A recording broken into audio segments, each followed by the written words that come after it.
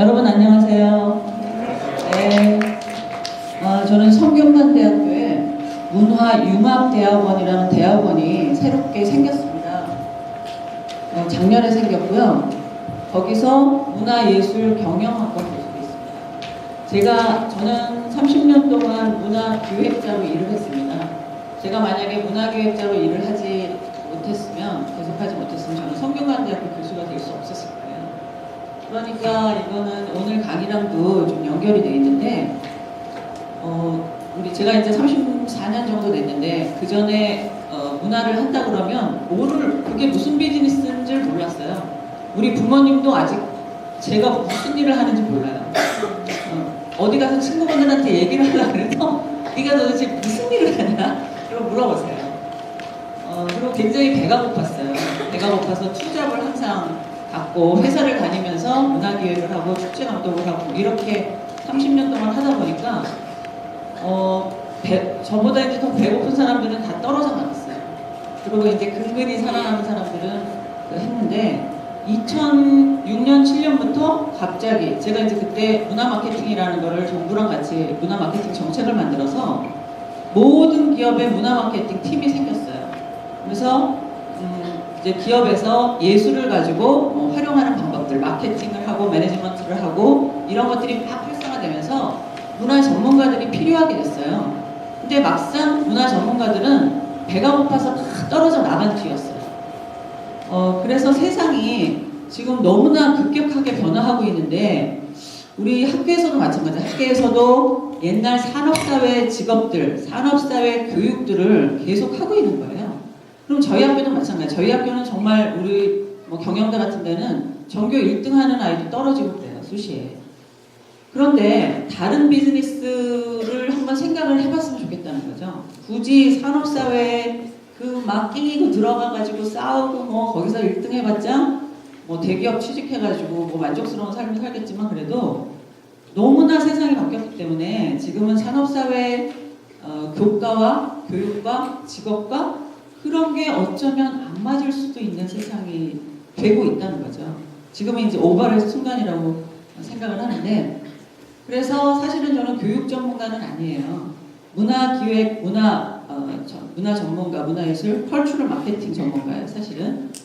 그런데 컬처럴 마케팅 계속 연구를 하면서 저희는 이제 소비자를 계속 생각해야 되거든요. 그래서 다음 소비자가 누구냐를 공부를 했어요, 나름대로. 다음 소비자가 이제 20대 이하, 10대 그 이하라서 이렇게 소비자 연구를 하다 보니까 너무 놀라운 일들이 많이 배우게 됐어요. 그 일환입니다. 오늘 지금 말씀드릴 게 그 일환인데 여기에 선생님들도 계시고 동시에 선생님이시면서 부모님도 계실 거고 그리고 생각지 못했는데 청소년들도 많이 보여요. 네, 그래서 오늘은 청소년들이 이렇게 오늘 수업은 아니니까 제가 맞는 말을 하는지 좀 검증해 주세요. 저도 너무 나이가 먹어가지고 제가 틀린 말을 하면 틀렸다, 맞으면 맞다, 끄떡끄떡 좀 해주셨으면 좋겠고요. 그리고 너무 놀라웠어요. 우리 어른들이 제가 이거를 연구를 하면서 어른들하고 청소년들하고 있죠. 목성과 토성에서 온 사람 같아요. 완전히 서로 모르더라고요. 그리고 같은 지구상에 있는 사람이라고조차 인식하지 못하지 않나 좀 이런 생각이 들었어요. 그래서 제가 생각했던 그 청소년 문화에 대해서 교육은 아니고요. 청소년 문화에 대해서 오늘 말씀드리고자 합니다.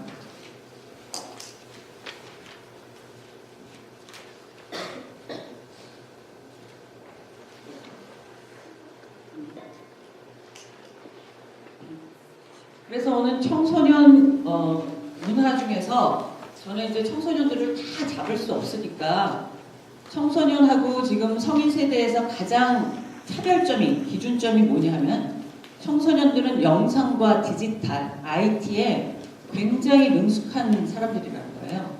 그게 좀 분기점인 것 같더라고요. 그래서 이렇게 영상과 디지털과 IT에 능숙한 소비자들, 10대 소비자들이 어떤 문화를 즐길까? 이제 성인들하고 완전히 다른 문화를 즐길 거 아니에요?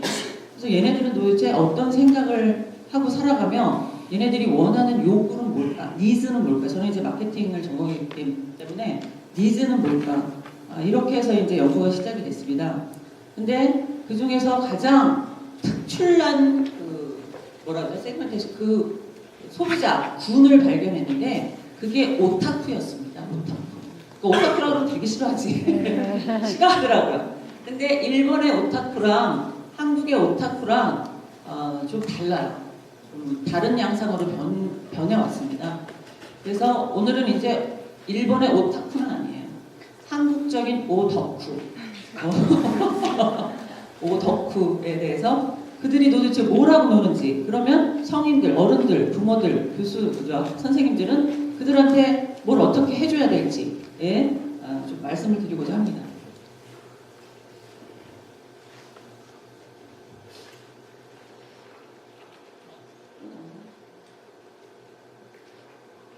보면 겉으로는 똑같아요. 그 오덕후, 지금 말하는 여기 청소년들 오덕후들을 금성에서 온 친구들이라고 칩시다.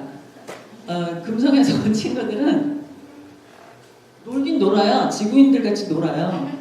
캠핑 가라 그러면 캠핑 가고, 해병대 캠핑 가라면 캠핑 가고, 뭐 악기 하라 그러면 하고, 영어 하라 그러면 하고 그래요. 지구인들하고 똑같아요. 제가 지구에서 놀던 때랑 비슷하게 노는데 핸드폰을 뺏으면 발광을 해요.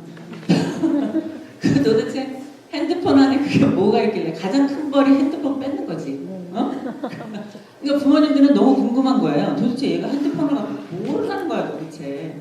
컴퓨터를 보고 또 그걸 갖고 도대체 뭐를 하는 거야.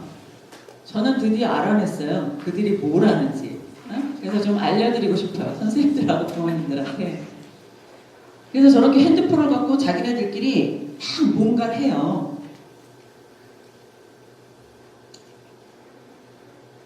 그런데 보통 지구인들도 마찬가지야. 금성에서 온 친구들도 마찬가지지만 저희 성인들도 누군가 한 사람씩은 뭐에 좀 꽂혀 있어요.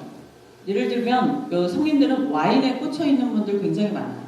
그다음에 남자분들은 자동차에 꽂혀 있는 분 많고, 여자들은 화장품에 꽂혀 있는 사람 많고, 의상에 꽂혀 있는 사람 많고, 뭔가는 그렇게 하나씩 꽂혀 있어요. 그런 것처럼 청소년들도 청소년 그때에 꽂혀 있단 말이죠. 지금 이 순간. 물론 이 트렌드가 향후에는 바뀔 수 있어요. 그렇지만 제가 본 금성에서 온 친구들은 지금 이 순간 영상과 디지털과 IT를 갖고 뭔가에 꽂혀 있습니다. 글씨가 좀 안 보이네요. 그래서 저는 이 금성에서 온 뭔가 꽂혀 있는 덕후들이 굉장히 중요한 창조경제 시대에 아주 중요한 재원이라고 생각합니다. 그런데 이 재원들을 우리가 지금 그들이 뭘 하고 있는지 모르기 때문에 그 역량들을 써먹을 수 없는 거죠. 그들이 어떤 역량과 재능을 갖고 있는지 알면 미래부에서 가만히 안 있을 거예요. 미래부에서 다 모셔갈 거예요. 그래서 저는 좀 깜짝 놀랐는데 개론부터 좀 이론부터 좀 말씀을 드리면, 오타쿠는 일본에서 온 용어입니다. 그런데 일본에서는 좀 살인 사건이 있었어요. 오타쿠가.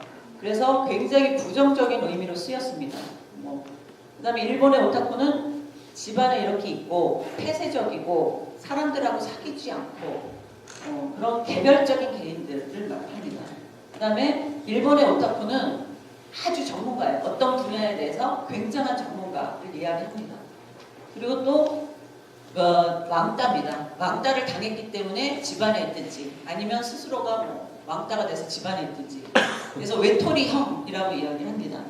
그 다음에 일본의 오타쿠라고 하는 의미는 변태 문화와 약간 연관이 있습니다. 그래서 좀 부정적인 인식이 있고요.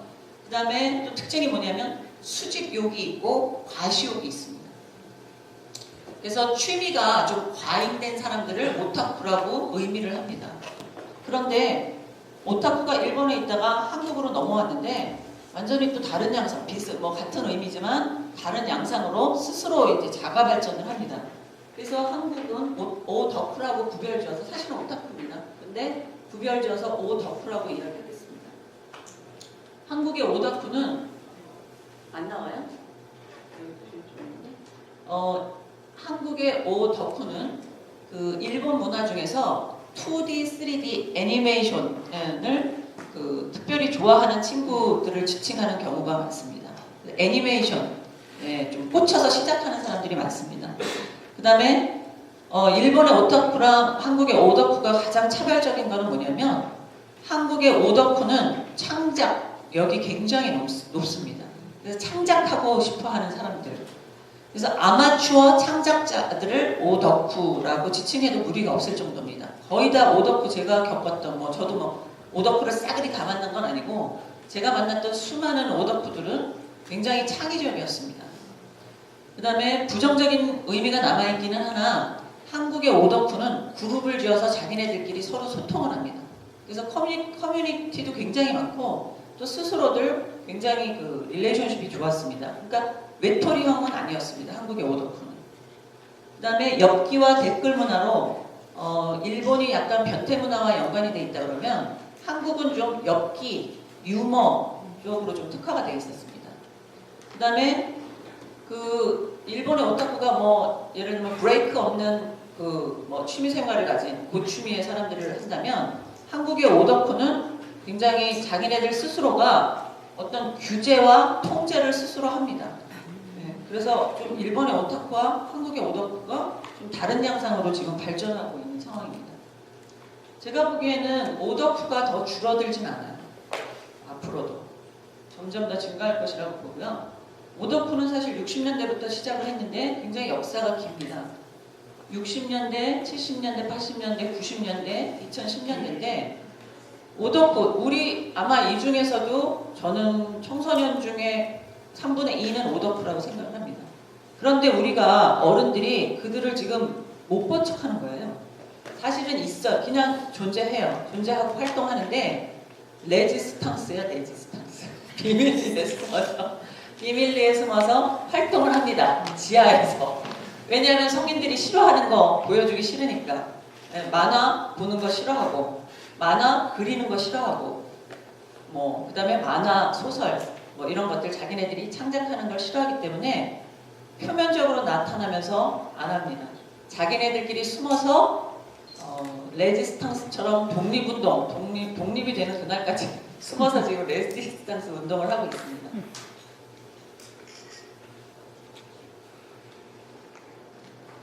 그리고 이거는 이제 간단하게 참고로 말씀을 드린데 한국 청소년 소비자의 특징이라는 논문들이 굉장히 많습니다. 네, 여러분도 다 아시다시피 한국 청소년 소비자층이 굉장히 중요한 소비자층입니다. 저희 입장에서는. 단일 소비자층으로 굉장히 큰 역할을 합니다. 그래서 뭔가 트렌드가 생기면 그 단일 소비자 계층들이 매출을 일으키는 중요한 소비자 군이라고 말씀드릴 수가 있습니다.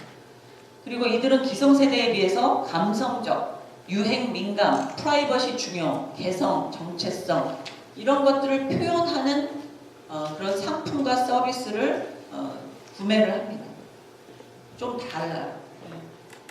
그런데 이들이 그 다음에 청소년 디자인 같은 경우에는 외모와 개성을 중시하고 유행을 추구하고 과시 소비, 과시하는 것들에 대한 소비 욕구가 있습니다. 태도가 있고 유머와 익살, 감성의 소구, 자아실현의 도구 청소년에서 보이는 특징들과 유사합니다. 소비자층이. 그 다음에 캐릭터 상품에 대해서 굉장히 흥미로워하고 구매를 합니다.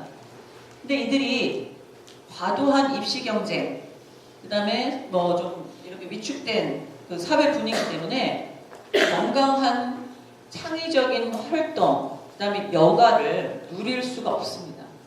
그래서 그들 스스로 숨어서 창의력과 여가를 누릴 수밖에 없습니다. 우리 사회 구조가 그렇게 만듭니다. 이들이 자기네들이 하고 싶은 창작력, 그 다음에 여가, 쉬고 싶은 거 충분하게 쉴 수 있어야 에너지가 나오는데 좀 사회 분위기가 전체가 안 그러니까. 그런데도 불구하고 제가 정말 이 금성에서 온 친구들이 너무너무 신통한 건 뭐냐면 그래도 유머를 잃지 않는 거죠.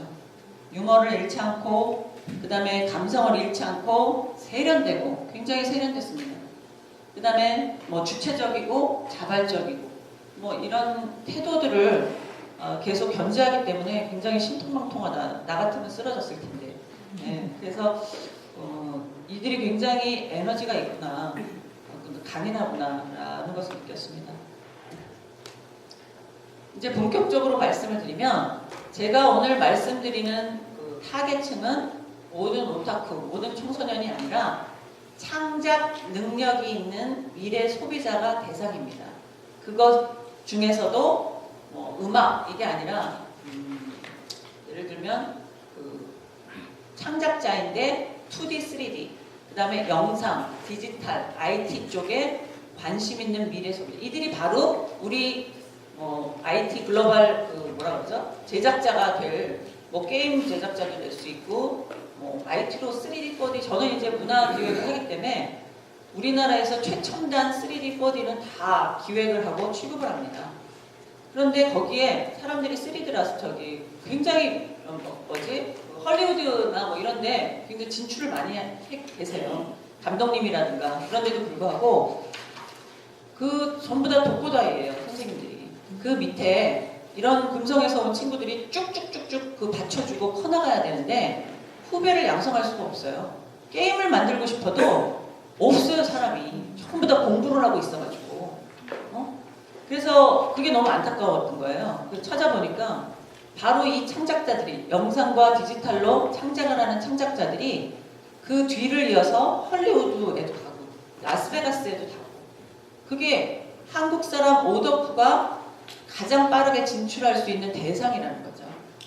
그래서 기대를 많이 하면서 그들이 어떤 문화를 향유하고 어떤 놀이를 하면서 그 역량을 키워나가는지에 대해서 정리를 해봤더니 세 파트가 있었습니다. 이제 알 거야, 그지? 그 중에서 가장 커뮤니티가 왕성한 게 자작 캐릭터 커뮤니티라는 게 있습니다. 자작 캐릭터 커뮤니티를 자캐라고 얘기를 해요, 줄여서. 뭐냐면 자기가 캐릭터를 만들어요. 웃는 거 봐. 다 알아가지고. 나와서 발표할래?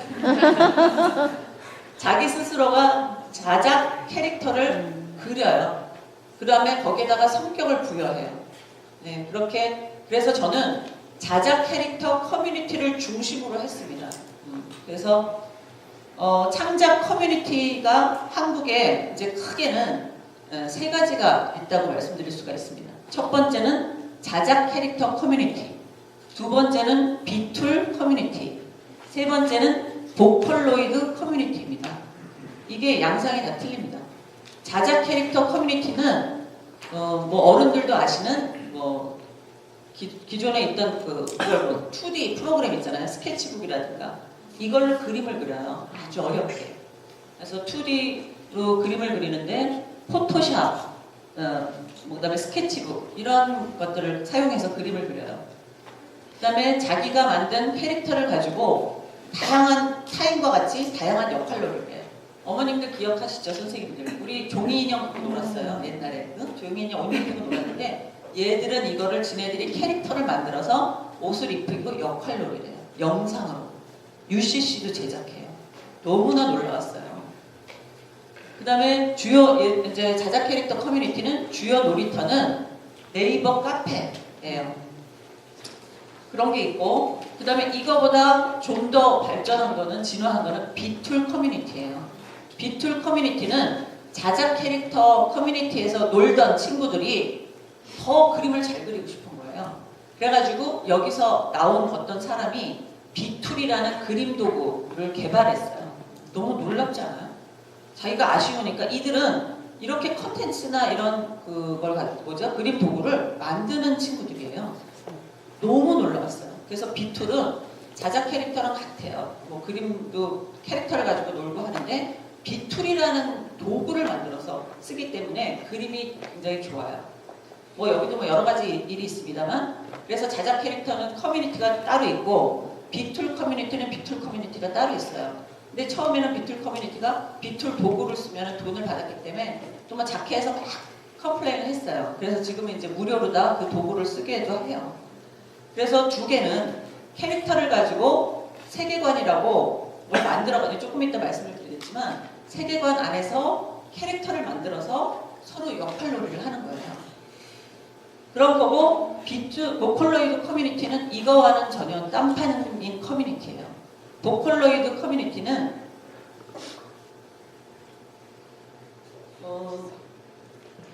어떤 보컬로이드 보컬로이드라는 회사에서 인형을 만들어요. 캐릭터를. 여러 가지 캐릭터, 20개, 30개 만들어서 그거를 이제 하나씩 출시를 해요. 그러면 거기에 팬클럽이 생겨요. 한국 캐릭터도 있어요. 시우라고. 이 얘기 해도 되나? 시우가 이제 그 보컬로이드에서 이제 움직이는 인형 있잖아요. 그걸로다가 이제 영상으로 이렇게 하면 우리 금성에서 온 친구들이 시우를 연예인이라고 생각해요. 그래서 시우가 부르는 노래를 작곡을 해요. 작곡을 해서 갖다 바쳐. 거기에 그러면 그 노래를 만드는 작곡자들이 또 모여가지고 커뮤니티를 또 만들어요. 그 다음에 시우라는 인형이 있는데 작곡자들이 만드는 거를 노래 부르는 가수가 있어요. 그러면 가수들을 또 지원하는 팬클럽이 생겨요. 그 가수가 누구냐 하면 이병헌이랑 요번에 어쩌고저쩌고 했던 그 감옥 가셨던 그 가수 누구야? 다희, 그치? 글램 다희가 바로 보컬로이드 가수예요. 그래서 저는 너무 걱정했어요. 보컬로이드 가수 다희가 청소년들한테는 진짜 우상이랑 마찬가지인데 그런 불미스러운 일로 감옥에 가고 그래서 너무 마음이 아팠어요. 아이들한테 영향을 끼칠까봐. 네, 그래서 그렇게 하는데 보컬로이드도 너무 놀라워요. 그걸 가지고 애들이 영상을 만들어요. UCC를 만들고 이런 것들을 다 또 올려서 공유를 하고 낄낄대는 거예요. 자기네들끼리. 너무너무 창의력이 너무 놀라워요. 그래서 보컬로이드는 뭐 1차 창작 있고 2차 창작 있고 이런 거는 뭐 너무 제가 좀 논문이 있는데 나중에 그 자세한 거는 다운받아 보시면 될 것 같고요. 그래서리 보컬로이드는 좀 달라요. 노는 게.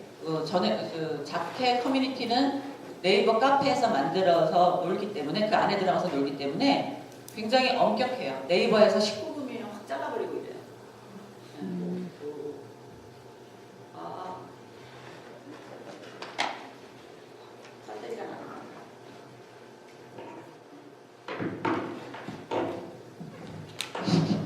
그런데 보컬로이드 커뮤니티는 그러니까 위에 것들은 이제 그림을 그리고 하는 건데 2D, 3D 많이 해봤자 3D인데 보컬로이드는 영상 중심이에요. 그래서 영상으로 UCC 같은 것들이 굉장히 많고 대회가 어마어마하게 커요. 우리는 그런 대회 있는 줄도 몰랐잖아요. 대회가 어마어마하게 커요. 그래서 이런 보컬로이드 3가지 창작 금성에서 온 친구들의 창작 커뮤니티. 근데 이들이 일본의 오타쿠처럼 숨어서 혼자 하는 게 아닙니다. 네이버 카페에서 하고 UCC로 서로 전송하고 해서 굉장히 릴레이션십이 좋아요. 그래서 은둔형이라고 말할 수가 없어요. 한국의 오덕후는. 그래서 보면 아까 말씀드렸던 자켓 커뮤니티의 그림이에요. 이거 좀 확장시켜서 보면 재밌는데 기가 막혀요. 우리도 학교 다닐 때 보면 만화 좀 꽤 그린다는 애들이 있었어요. 근데 지금은 여기는 이제 2D라서 2D를 컴퓨터로 막 얼마나 어렵게 그렸겠어요. 그림판으로 막 어렵게 그려서 굉장히 애쓰면서 캐릭터 하나를 완성해가지고 그렇게 하는데 하여튼 그래도 참 훌륭해요. 우수해요. 자, 좀 보시고요. 자켓 커뮤니티보다 더 발전된 비툴 커뮤니티예요. 확실히 그림이 다르죠. 비툴 도구를 사용한 거예요. 확실히 달라요. 그림이. 그 다음에 이게 보컬로이드 커뮤니티예요. 보컬로이드의 우리나라 캐릭터 시우예요. 글램 다희가 이 시우 노래를 부른 거예요. 그러니까 청소년들은 이런 보컬로이드 시우의 팬클럽이 있어요. 연예인들처럼. 얘는 사실 허상의 인물이에요. 그런데도 팬클럽이 있어요. 그리고 얘가 노래하는 거, 얘 가수들의 팬클럽이 또 있고 너무 웃기는 게 뭐냐면 믿고 댄스 같은 게 있어요. 시우가 추는 춤을 만들어요. 얘네들이. 시우가 추는 춤을 여러 개를 만들어서 올리면 다 같이 모여가지고 믿고 댄스 클럽이 있어요. 그 다음에 대회도 있어요. 믿고 댄스 대회가 있어요. 너무 귀엽고 너무 재미있었어요. 그래서 여기 이제 보컬로이드 같은 경우에는 일본에서 보컬로이드 사가 있어서 전 세계에서 그 보컬로이드를 사용을 해요. 이런 캐릭터들을. 그런데 우리나라가 만들 수는 없냐는 거죠. 만들 수 있어요. 그러니까 얘네들이 막 금성에서 온 친구들이 레지스탕스처럼 막 지네들이 즐기지 말고 이들을 표면 위로 긍정적으로 올린다고 하면 지금보다 폭발적으로 이 재능이 확장된다는 거죠. 그래서 삼성이라든지 그런 데 있잖아요. 뭐 구글 우리나라 게 아니지만 뭐 네이버라든지 이런 좀 돈 있는 회사에서 이 금성에서 온 친구들을 뭐 사회 뭐 객원 직원이라고 해서 캐릭터를 그릴 수 있도록 해줘야죠. 지금 우리도 핸드폰에 보면 이제 그림 반 글자 반이잖아요. 어떤 때는 그림이 더 많잖아요. 그 캐릭터들을 보내잖아요. 그래서 솔직히 말씀드리면 제가 그 아주 유능한 오덕후 한 명과 그 일행들을 섭외를 했어요. 그래가지고 캐릭터 비즈니스 내가 한번 좀 돈 좀 내줘 볼 테니까 너네 한번 해보라고 얘기를 했어요. 그러니까 핸드폰에 가는 캐릭터들 뭐 굉장히 많잖아요. 뭐 만화 대회라든지 뭐 이런 것들을 비즈니스에서 바로 써먹을 수. 얘네들은 지금 그림이 완성도가 굉장히 높아요. 바로 써도 돼요. 벨름의 그림들이 다 있어요. 네, 그래서 그런 것들이 얘네들이 왜 이런 재능을 갖고 음지에서 눈치를 보면서 해야 되는지 모를 정도예요. 창조경제 미래의 창조부 말만 하면 뭐예요? 우리랑 다른 세대인데. 그래서 이들한테 좀 조언을 듣는 게 맞지 않나 이런 생각을 해봤어요. 이런 걸 하면서. 그래서 보컬로이드 시우가 굉장히 아름답죠.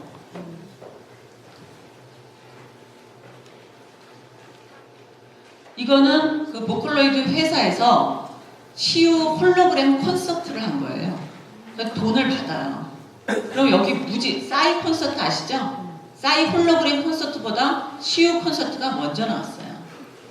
홀로그램. 얘는 실제 연인이 아니에요. 그럼에도 스타가 아님에도 불구하고 너무 많은 사람들이 그거 지금 바로 핸드폰에서 저 찾아보셔도 돼요. 너무 많은 사람들이 시우의 홀로그램 콘서트에 다 갔었어요. 어른들은 몰랐어. 그런 게 있는 줄도. 까맣게 몰랐어. 가가지고 홀로그램으로 다 댄스도 하고 저기를 하는 거야. 옛날 같으면 우리 말로 리사이트를 했어요. 리사이트. 시우 리사이트를 했어요. 이런 거 홀로그램, 3D, 파사드 이런 것들을 다 이 친구들이 만들어내야 한다는 거죠. 앞으로 누가 하겠어요. 그 다음에 오덕후들이 만든 시우의 동영상 창작 사례예요. 제가 지금 말씀드리는 거예요. 이거는 그냥 이런 금성에서 온 10대 청소년들이 만든 거예요. 지금 보시면 시우 치면은 이들이 만든 동영상이 엄청나게 깔려있어요. 그런데 몰랐어요. 그런 일이 일어나고 있는 줄. 그래서 이제 이런 것들은 보컬로이드는 3D 동영상으로 노는 친구들이 많이 모여요. 조금 달라요. 커뮤니티마다 그림, 만화, 그림 2D를 좋아하는 친구들이 있고 영상을 좋아하는 친구가 있고 또 영상을 좋아하는 친구들은 그 작곡 있죠? 작곡과 같이 가요. 작곡도 하고 그 다음에 뭐 남자 같은 거는 남자들 좀 찔리겠지만 미연시라고 그 좀 야한 거 여자 좋아하고 뭐 이런 거 좀 좋아할 수 있죠 뭐. 그런 좀 약간 그런 것들을 좋아하고 그러니까 취향들이 조금씩 다르긴 해요.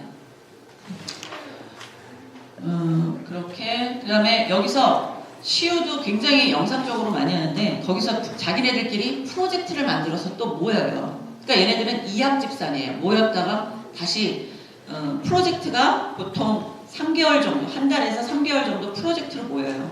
모였다가 또 다시 이제 뭐 6개월 정도 가는 것도 있는데 그건 좀 드물고 왜냐하면 얘네들이 수업 때문에 너무 이제 그 시간이 없어가지고 3개월이 가장 많이 보통 기준인 것 같아요.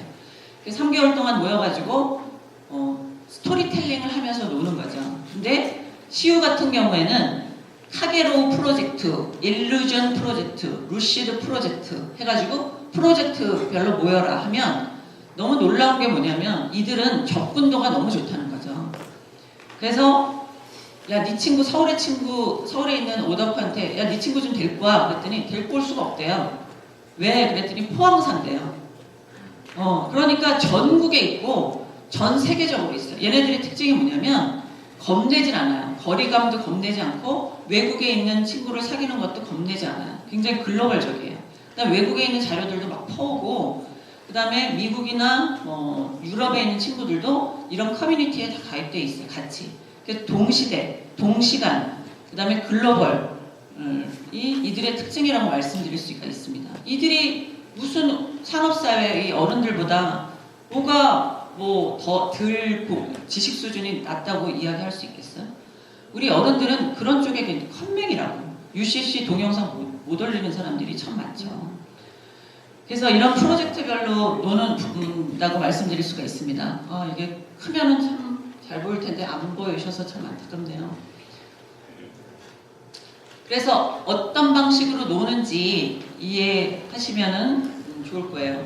이들의 문화, 방식, 노는 것들이 하나, 둘, 셋, 넷, 다섯, 6단계로 이루어졌다고 정리를 했습니다. 첫 번째는 나만의 세상 찾기예요. 나만의 세상 찾기는 자기네들이 어느 커뮤니티에 들어가는지를 몰라서 좀 이렇게 사냥을 하는 단계예요. 여기저기 커뮤니티를 다 알아봐요. 그래서 이들이 커뮤니티에서 가장 중요하게 찾는 거는 세계관이에요. 맞아 안 맞아? 맞지? 저 이런 강연 너무 좋아해요. 이렇게 관객이랑 같이 하면서 최고입니다 오늘. 이들이 세계관이 맞아요. 세계관이 뭔지 설명해 볼까? 내가 선생님이 설명해 볼게. 세계관이라 하면 얘네들이 이제 캐릭터를 만들기 전에 캐릭터를 얼마든지 만들 수 있어요. 그런데 세계관은 그 커뮤니티를 지금 완성한 사람들이 자기가 어떤 역사적인 히스토리, 뭐 이런 세계관, 아이덴티티를 갖고 커뮤니티를 운영하는 거에 대한 배경이에요. 그러니까 세계관이 굉장히 많아요. 세계관은 100사람이면 100개가 나오고 1000사람이면 1000개가 나와요. 세계관이. 그래서 이거는 다음번부터 얘기를 할게요. 이렇게 이제 사냥을 떠나는데 세계관은 좀 이따 말씀드릴게요. 나만의 세상 찾기는 뭐냐면 자기한테 맞는 세계관을 찾아서 여기저기 커뮤니티들을 다 구경을 해요. 그런데 너무 많으니까 찾을 수가 없잖아요. 그러니까 이 현명한 것들이 통합 정보 룸이라는 거를 자켓 커뮤니티를 모든 정보를 알 수 있는 통합 정보 룸이라는 것들을 만들었어요. 그러니까 자켓 커뮤니티 세계관이 막 한 1000개가 된다 그러면 그것들을 한 군데서 다 모아서 볼 수 있게 했어요. 그래서 자켓 커뮤니티 통합 룸이 따로 있고 비툴 커뮤니티 통합 룸이 따로 있고 그 다음에 보컬로이드 통합 커뮤니티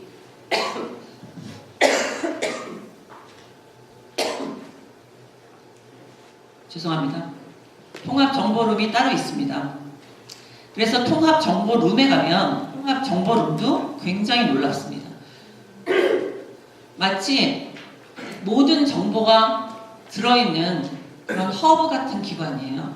그래서 그 안에 들어가 있으면 커뮤니티 속에는 물론 신생 커뮤니티들이 자기네 커뮤니티를 홍보할 수 있어요. 그 다음에 또 하나는 새로 나온 도구, 그림 도구라든지 그 그림 도구를 사용할 수 있는 교육 같은 걸 시켜줘요. 그리고 굉장히 많아요. 뭐 잘 안 보이지만 자기네들끼리 무슨 뭐 경연대회 같은 거 있잖아요. 뭐 프로젝트라든지 그런 거에 대해서 전체적으로 다 홍보를 할 수가 있어요. 그러니까 이 통합 정보룸은 지식 공동체, 미래부에서 얘기하는 스스로 업데이트 시켜서 스스로 자가 발전하는 홍보룸이자 지식 공동체 역할을 한다고 말씀드릴 수가 있습니다. 그래서 그 다음에 이제 정보를 다 찾았단 말이에요. 그래서 내가 이제 그 세계관 나한테 맞는 그런 커뮤니티를 한번 가봐야지 하고 들어가는 게 바로 세계관을 그 다음 단계가 그 통합 정보룸에서 찾은 그 세계관으로 등록을 하는 겁니다. 그 커뮤니티로 들어가는 겁니다. 이 세계관은 가상의 세계예요. 가상의 집. 우리 옛날에 그 선생님들, 어머님들 그 미니미 하면은 미니미 집이 있었어요. 싸이월드에. 막 그거 미니미 집을 가구도 옮기고 옷도 하고 뭐 다른 애도 왔고 뭐 폭죽도 터뜨리고 막 이랬잖아요. 미니미는 조그만 공간이었어요. 근데 얘 금성에서 온 애들은 얼마나 스케일이 큰지 조그만 공간이 아니에요. 이런 캐릭터뿐만 아니라 캐릭터의 그 그 부수적인 집들이 우주예요, 우주. 그래가지고 얘네들 세계관은 너무 놀라워요. 너무 기발하고 저는 세계관이 최고라고 생각해요. 자켓 커뮤니티 중에서 세계관이 최고예요. 그래서 세계관 중에서 알래스카 세계관이 있어요. 그거는 알래스카를 배경으로 하는 자작 캐릭터 커뮤니티예요. 그러니까 알래스카에 가면은 눈이 있겠죠. 눈 성도 있고, 그 다음에 알래스카 개도 있잖아. 알래스카 개가 뭐지? 허시, 어? 시베리안 허스키인가 뭐 하여튼 개 썰매도 있고, 그 다음에 뭐 이글루도 있고 그렇겠죠. 이런 것들을 전부 창작을 해요. 그래서 거기서 알래스카에서 벌어지는 살인사건 커뮤니티예요. 그러면 알래스카에서 살인사건이 일어나는 거예요. 그 다음에 어떤 거는 중국에 있는 오래된 보석을 찾는 그런 커뮤니티. 그러면 이제 떡밥을 던져요. 그 중에서 한 운영진이 있어요. 운영진은 보통 4명, 5명, 그래요. 3명, 4명, 5명 그렇게 운영진이 있는데 보통은 세계관을 운영진들이 개설을 해서 딱 떡밥을 던져요. 알래스카에서 지금 경찰이 있는데 떴는데 살인사건이 일어났어. 딱 던져요. 그러면 그걸 이제 떡밥 던지기라고 그러거든요. 그럼 그 떡밥 던지는 걸 그 커뮤니티에 있는 회원들이 딱 낚아채가지고 서로 릴레이식으로 스토리텔링을 계속 만들어가는 거예요. 계속 만들어가면서 거기에 캐릭터들이 등장해요. 경찰 1은 너무 잘생겼어. 피해자 2는 지능적인데 허접하게 생겼어. 그 중에 여자가 등장해를 하나씩 자기네들이 캐릭터를 만들어서 서로 스토리를 쭉 이어가는 거예요.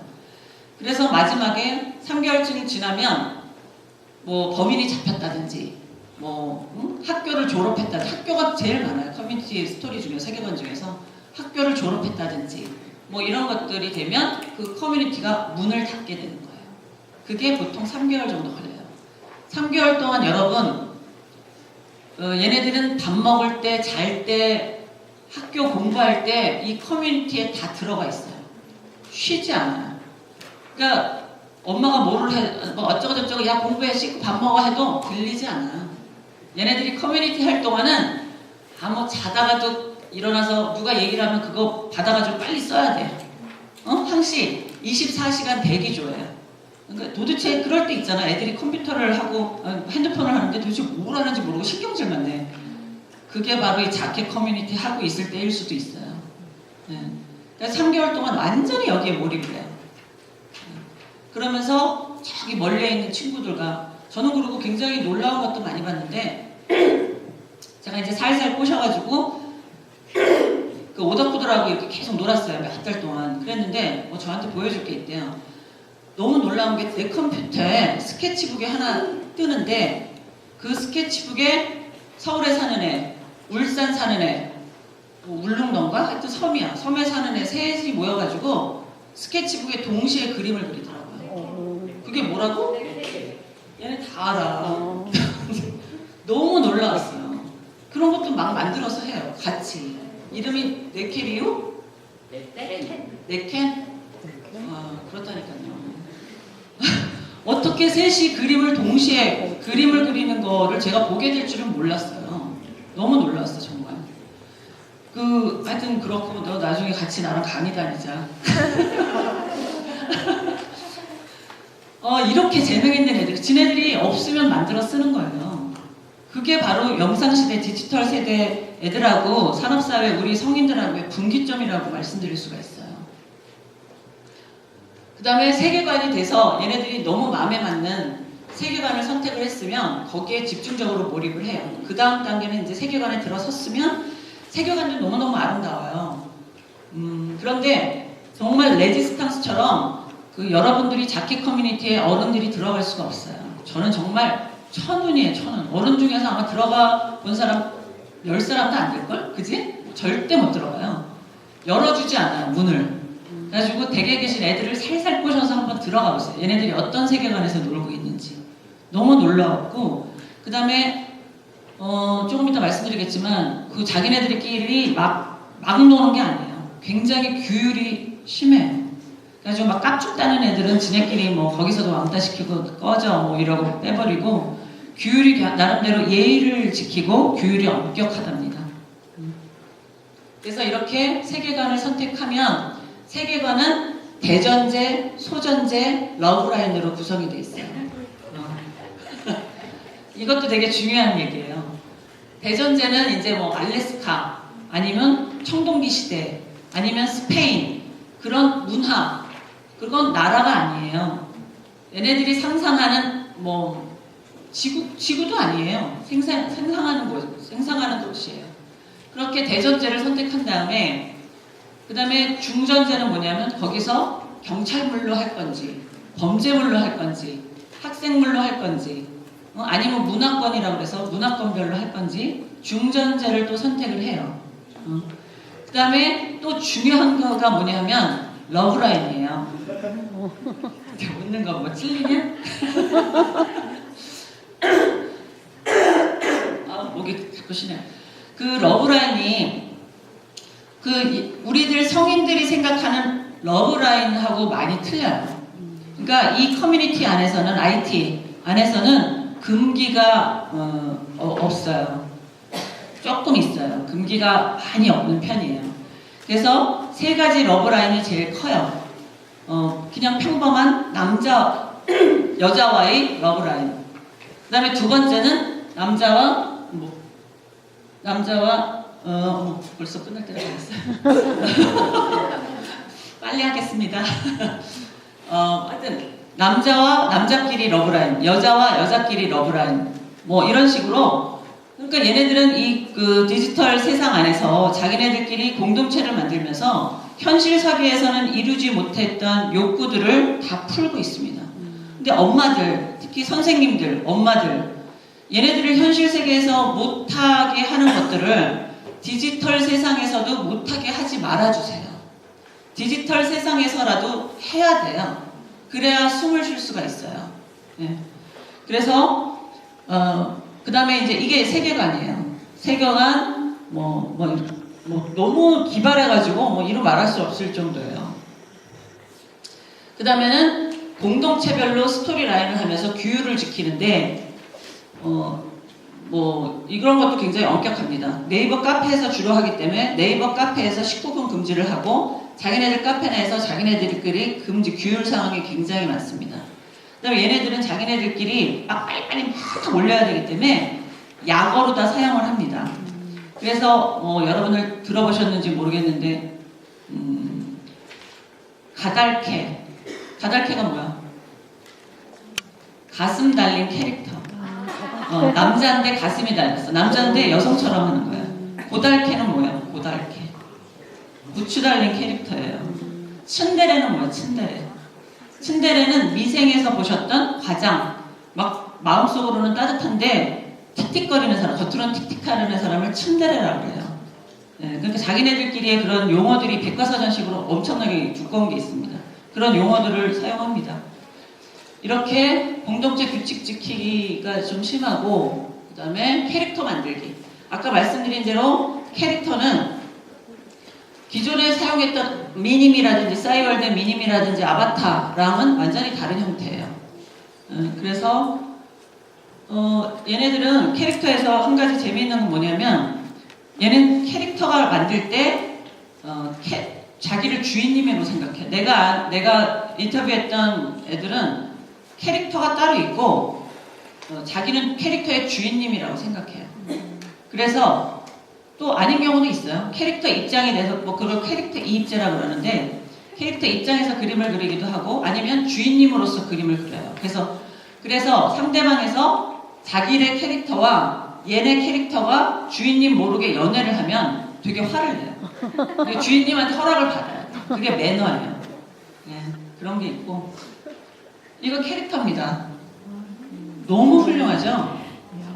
너무 놀라워요. 너무너무 놀라워요. 그 다음에 이것들을 가지고 공동 창작 과정을 거칩니다. 공동 창작을 해서 이게 어느 방향으로 튀는지를 모릅니다. 공동 창작을 하면서. 그래서 거기에서 너무 많은 스토리텔링이 나오고 영상이 나오고 작곡이 나오고 노래가 나오는데 이것들을 버리기가 너무 아깝다는 거예요. 이것들을 모아서 뭔가 해야지. 싱싱한 것들을, 날 것들을. 우리 어른들 머리에서는 절대 나올 수 없어요. 그래서 또 이것들을 만들어서 지네들이 갖고 있는 것도 있지만 얘네들이 좀 청소년들이기 때문에 과시욕이 있어서 이것들을 계속 전송합니다. 퍼뜨리고. 그래서 전송하는데 SNS로 퍼뜨리고 카페로 퍼뜨리고 뭐 이런 것들이 이런 과정들을 거칩니다. 안타까운 것들은 뭐냐면 이들이 이렇게 재능 있는 애들이 나와가지고 취직할 데가 없다는 거예요. 창조시대, 미래 사회 어쩌고 얘기를 하고 사람이 없어서 그 지금 콘텐츠 제작자가 없는데 이렇게 정말 단일 계층의 창작 역량을 가진 정말 훌륭한 인재들이 있는데 그 다음에 디지털을 막 영상이나 이런 걸 떡주물르듯이 도구를 인스트루먼트를 너무 잘 쓰는 애들이 있는데도 불구하고 별도로 논다는 거죠. 그래서 이것들이 좀 합해졌으면 하는 바람이 좀 있어서 좀 연구를 한 건데 그래서 이 오덕후를 가지고 청소년들의 오덕후들의 소비 행동의 특징을 간단하게 말을 하라고 하면 세 가지로 말씀을 드릴 수가 있습니다. 첫 번째는 이들이 디지털 프로슈머라는 거죠. 프로슈머 아시죠? 생산자, 소비자이면서 동시에 생산자라는 거예요. 아주 대표적인 프로슈머예요. 두 번째는 지식 공동체예요. 그러니까 레지스탕스처럼 숨어가지고 자기네들끼리 배우는 거예요. 캐릭터를 옷을 입히고 캐릭터 세계관을 만들고 집도 만들고 자기네들끼리 놀면서 거기서 공부를 해요. 화장하는 법, 매너 누가 가르쳐주지 않는데 스스로. 그 다음에 세계관을 하려면 당연히 문화에 대해서 공부를 해야 돼요. 아프리카면 아프리카에 대해서 공부를 해야 돼요. 그래서 스스로 자기네들끼리 거기서 애쓰면서 공부를 한다는 거죠. 그게 너무 안타까웠어요. 그 다음에 또 하나는 사이버 판타지의 공간이라는 거죠. 그 현실 세계에서 그 억압받는 그런 것들을 사이버 세계에서 다 해소하려고 하고 그런 공간이라는 거죠. 그래서 우리보다 먼저 오타쿠는 그 광고회사 오타쿠를 얼마나 되나 알아봤더니 오타쿠 시장이 어떻게 되나 일본에서 우리나라는 아직 오타쿠 시장에 대한 연구가 없어요. 근데 누군가는 아까 처음에 말씀드렸다시피 누군가는 오타쿠라는 거죠. 그래서 오타쿠 시장을 알아보니까 일본에서 3조 시장이라는 거 아니에요. 3조 시장. 그런 것들이 우리나라에서 지금 활용을 못 되고 있는 거죠. 그 다음에 1년에 9.6%, 10% 성장하고 있어요. 매년. 굉장히 중요한 시장이죠. 그 다음에 단일 소비 계층이고 그 다음에 취향만 맞으면 취향 공동체이기 때문에 예를 들어서 오타쿠들한테 뭐 화장품 냉장고가 마음에 든다 그러면은 싹 팔 수 있어요. 취향 공동체이기 때문에. 그 다음에 오타쿠 일본 연구에서는 오타쿠들의 특징은 수집욕이 있고 공감 욕구, 자율 욕구, 귀속 욕구, 현시 욕구, 창작 욕구가 있다고 합니다. 그래서 제가 본 영상시대의 오타쿠들의 특징은 뭐냐면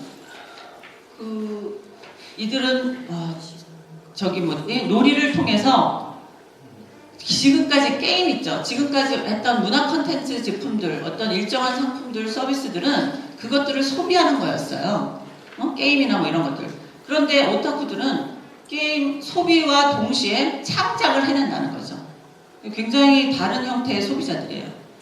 그 다음에 옛날 우리가 보면 그렇잖아요. 글 잘 쓰시는 분은 그림을 잘 못 그려요.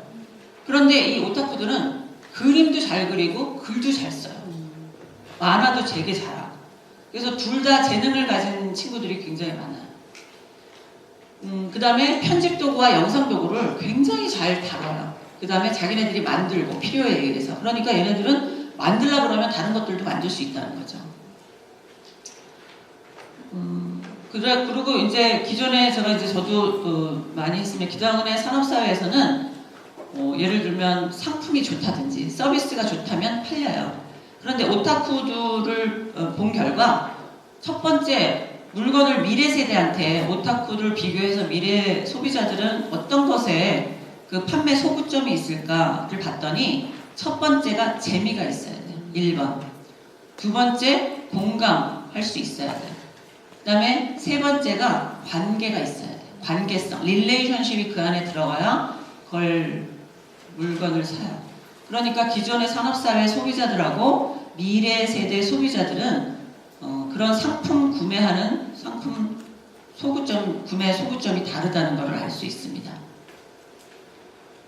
오늘은 좀 하여튼 짧게 우연히 이렇게 길게 했죠. 길게 했는데 시간이 너무 빨리. 그 다음에 관객들 호응도 너무 좋으시고 훌륭한들 분들 오시고 해서 하고 그 지금 있는 청소년들 용기를 잃지 말고 너네들이 옳은 거야. 너네들이 옳은 거기 때문에 그 역량을 개발하는 것이 맞다고 생각하고 지금 산업사회에서 이게 바뀌기 때문에 어른들이 변화해야 돼요. 그래서 어른들이 이 역량들을 숨기지 말고 끄집어내서 어떻게 하면 도와줄까. 그 다음에 가장 중요한 건 부모님들 와 계시지만 가장 중요한 거는 공부 잘하고 이런 거는 산업사회에서만 통용되는 거예요. 너무 비즈니스가 달라지고 많아졌어요. 가장 중요한 건 얘가 어떤 거에 재미를 느낄까. 그래서 그거를 찾는 게 부모의 역할이라는 거죠. 네. 그래서 선생님들한테도 뭐 도움이 되셨을지 모르겠습니다만 하여튼 너무 좋은 관객들을 만나고 이런 기회를 주셔서 감사합니다. 이만 마치겠습니다.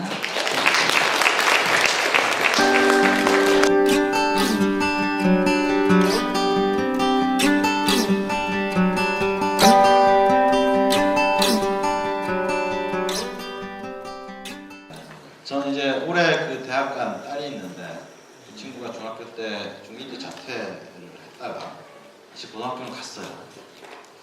그래서 그때 저 세상으로 저 세상이라는 거 이상하죠.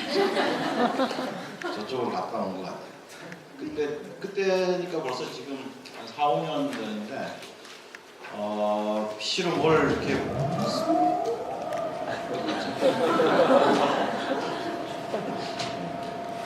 PC로 뭘 이렇게 보고 있는데 보니까 화면에서 뭐가 계속 올라가고 있고 계속 보다가 얼마나 빠른지 모르겠어. 치고 또 막 올라가요. 보니까 그게 아까 그거예요, 자켓. 처음에는 텍스트 기반으로 스토리들이 많이 만들어져서 그거 열심히 했는데 올해 대학 들어가서 그래서 그런 데로 갈 줄 알았더니 거긴 덕후가 너무 많아서 자기는 봉사단체를 가니까 한 몇 년간 그거 하더니 일부러 거기 안 들어가서 자기는 이미 그런 성향인데 그런 동아리에 또 갈 필요는 없다고 생각하잖아요. 그래서 영상 가가지고 왜 손으로 이렇게 그려가지고 하는 그런 것들도 열심히 사오고 근데 제 결론 물론 저는 이제 트렌드 연구자이기 때문이기도 하지만 제 결론은 이해할 수 없다. 이해 불가능하다라는 게 결론인데 이게 굉장히 중요하다고 생각이 들어요. 디지털 세대가 1980년대 이후 출생자들을 보통 디지털 네이티브, 넷세대라고 부릅니다. 미국에서도 그렇고요. 근데 그 이전 세대를 뭐라고 부르냐면 이제 디지털 이민자 세대라고 부르죠. 디지털 쓰긴 써요. 그런데 모국어가 아닌 거죠. 이민자입니다. 이민자는 꿈은 한국어로 꾸죠. 나중에는 이제 영어를 써도 미국 가서 영어를 써도 꿈은 이제 한국어. 술 먹으면 한국말 나올 테고 그러니까 가까이 갈 수 없는 그런 어떤 힘이 있어요. 그래서 그렇다면 디지털 이민자가 디지털 네이티브를 어떻게 돼야 될 것인가 이런 관점에서 우리가 좀 배워보려고 있습니다. 그러니까 그 친구들의 세계를 우리 남 교수님 얘기 속에서도 좀 일부 봤지만 좀 봤다고 해서 이해한다. 이렇게 노는구나. 거기서 잘못이 시작된다. 거기서 그러니까 산업자본주의 시대가 지금 분명히 거했죠. 지식정보 화학혁명으로 지금 바뀌었습니다. 지난 20년간 그 지식정보혁명을 디지털이 끌고 왔죠. 그리고 그게 확실하게 모바일로 넘어갔어요. 넘어가고 있는 중이죠. 올해 비즈니스 쪽에서 제일 많이 나온 얘기가 핀테크인데 핀테크가 뭐냐면 금융과 테크놀로지 결합시키는 거예요. 그 핵심이 뭡니까? 모바일 뱅킹이죠. 모바일로 넘어가는 바람에 금융산업 전체가 업의 정의를 바꿔야 될 지경에 이르렀어요. 업도 다 바뀔 거고 앞으로 그렇게 될 거예요. 모든 분야가 지금 그렇게 가는데 이해한 것처럼 굴다가는 잘못된 정책들이 이제 쏟아져 나오고 있죠.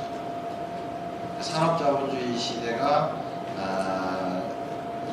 시대에 살아온 사람들이 정보지식능력을 잘 이해하는 것처럼 하면 이제 주무르려고 하잖아요. 그죠? 거기서 잘못된 정책이 나오는데 지금 시대는 이 디지털 네이티브에서 또 한 걸음 더 나가서 모바일 네이티브로 가고 있다는 거죠. 그리고 그 핵심 도구가 스마트폰입니다. 그러니까 아이들이 스마트폰을 보고 있다고 해서 스마트폰을 뺏는 일은 뭐가 되는 겁니까? 미래를 뺏는 거죠. 시대가 글로 바뀌고 있는데 그 시대의 중심 도구를 뺏는 거예요. 일부 오덕후의 얘기들이 아니고 10대 세대 전체가 그렇다. 제가 이제 90년대 중반부터 트렌드 연구를 시작을 했는데 이번에 처음으로 세대에 대한 트렌드적 연구를 시도를 한 거고, 그래서 모모 세대가 몰려온다. 책 이름 들어보셨어요? 네. 아주 좋은 책인데 이제 저희 집에 더 많은 그런 책. 근데 오늘 컨퍼런스가 이제 거기서 출발한 거예요. 네. 어떤 그 트렌드라는 게 이제 어떤 변화의 방향이거든요. 변화의 방향과 10대에 대한 이해를 결합시켜 보자 하는 거예요. 그래서 한 명 한 명의 개인이 아니고 세대로서 좀 보자. 뭐 수천 년 전에도 요즘 애들은 버릇이 없어 이런 얘기가 나왔다 그러잖아요. 그죠? 그래서 기성세대와 새로운 세대, 미래 세대의 경쟁은 언제나 있어 왔고, 그 경쟁이 발전의 도구가 돼야 되는 거죠. 그래서 기성세대가 섣불리 이해한 척 하면서 묶어두면 그 잠재력이 이제 사라져버려요.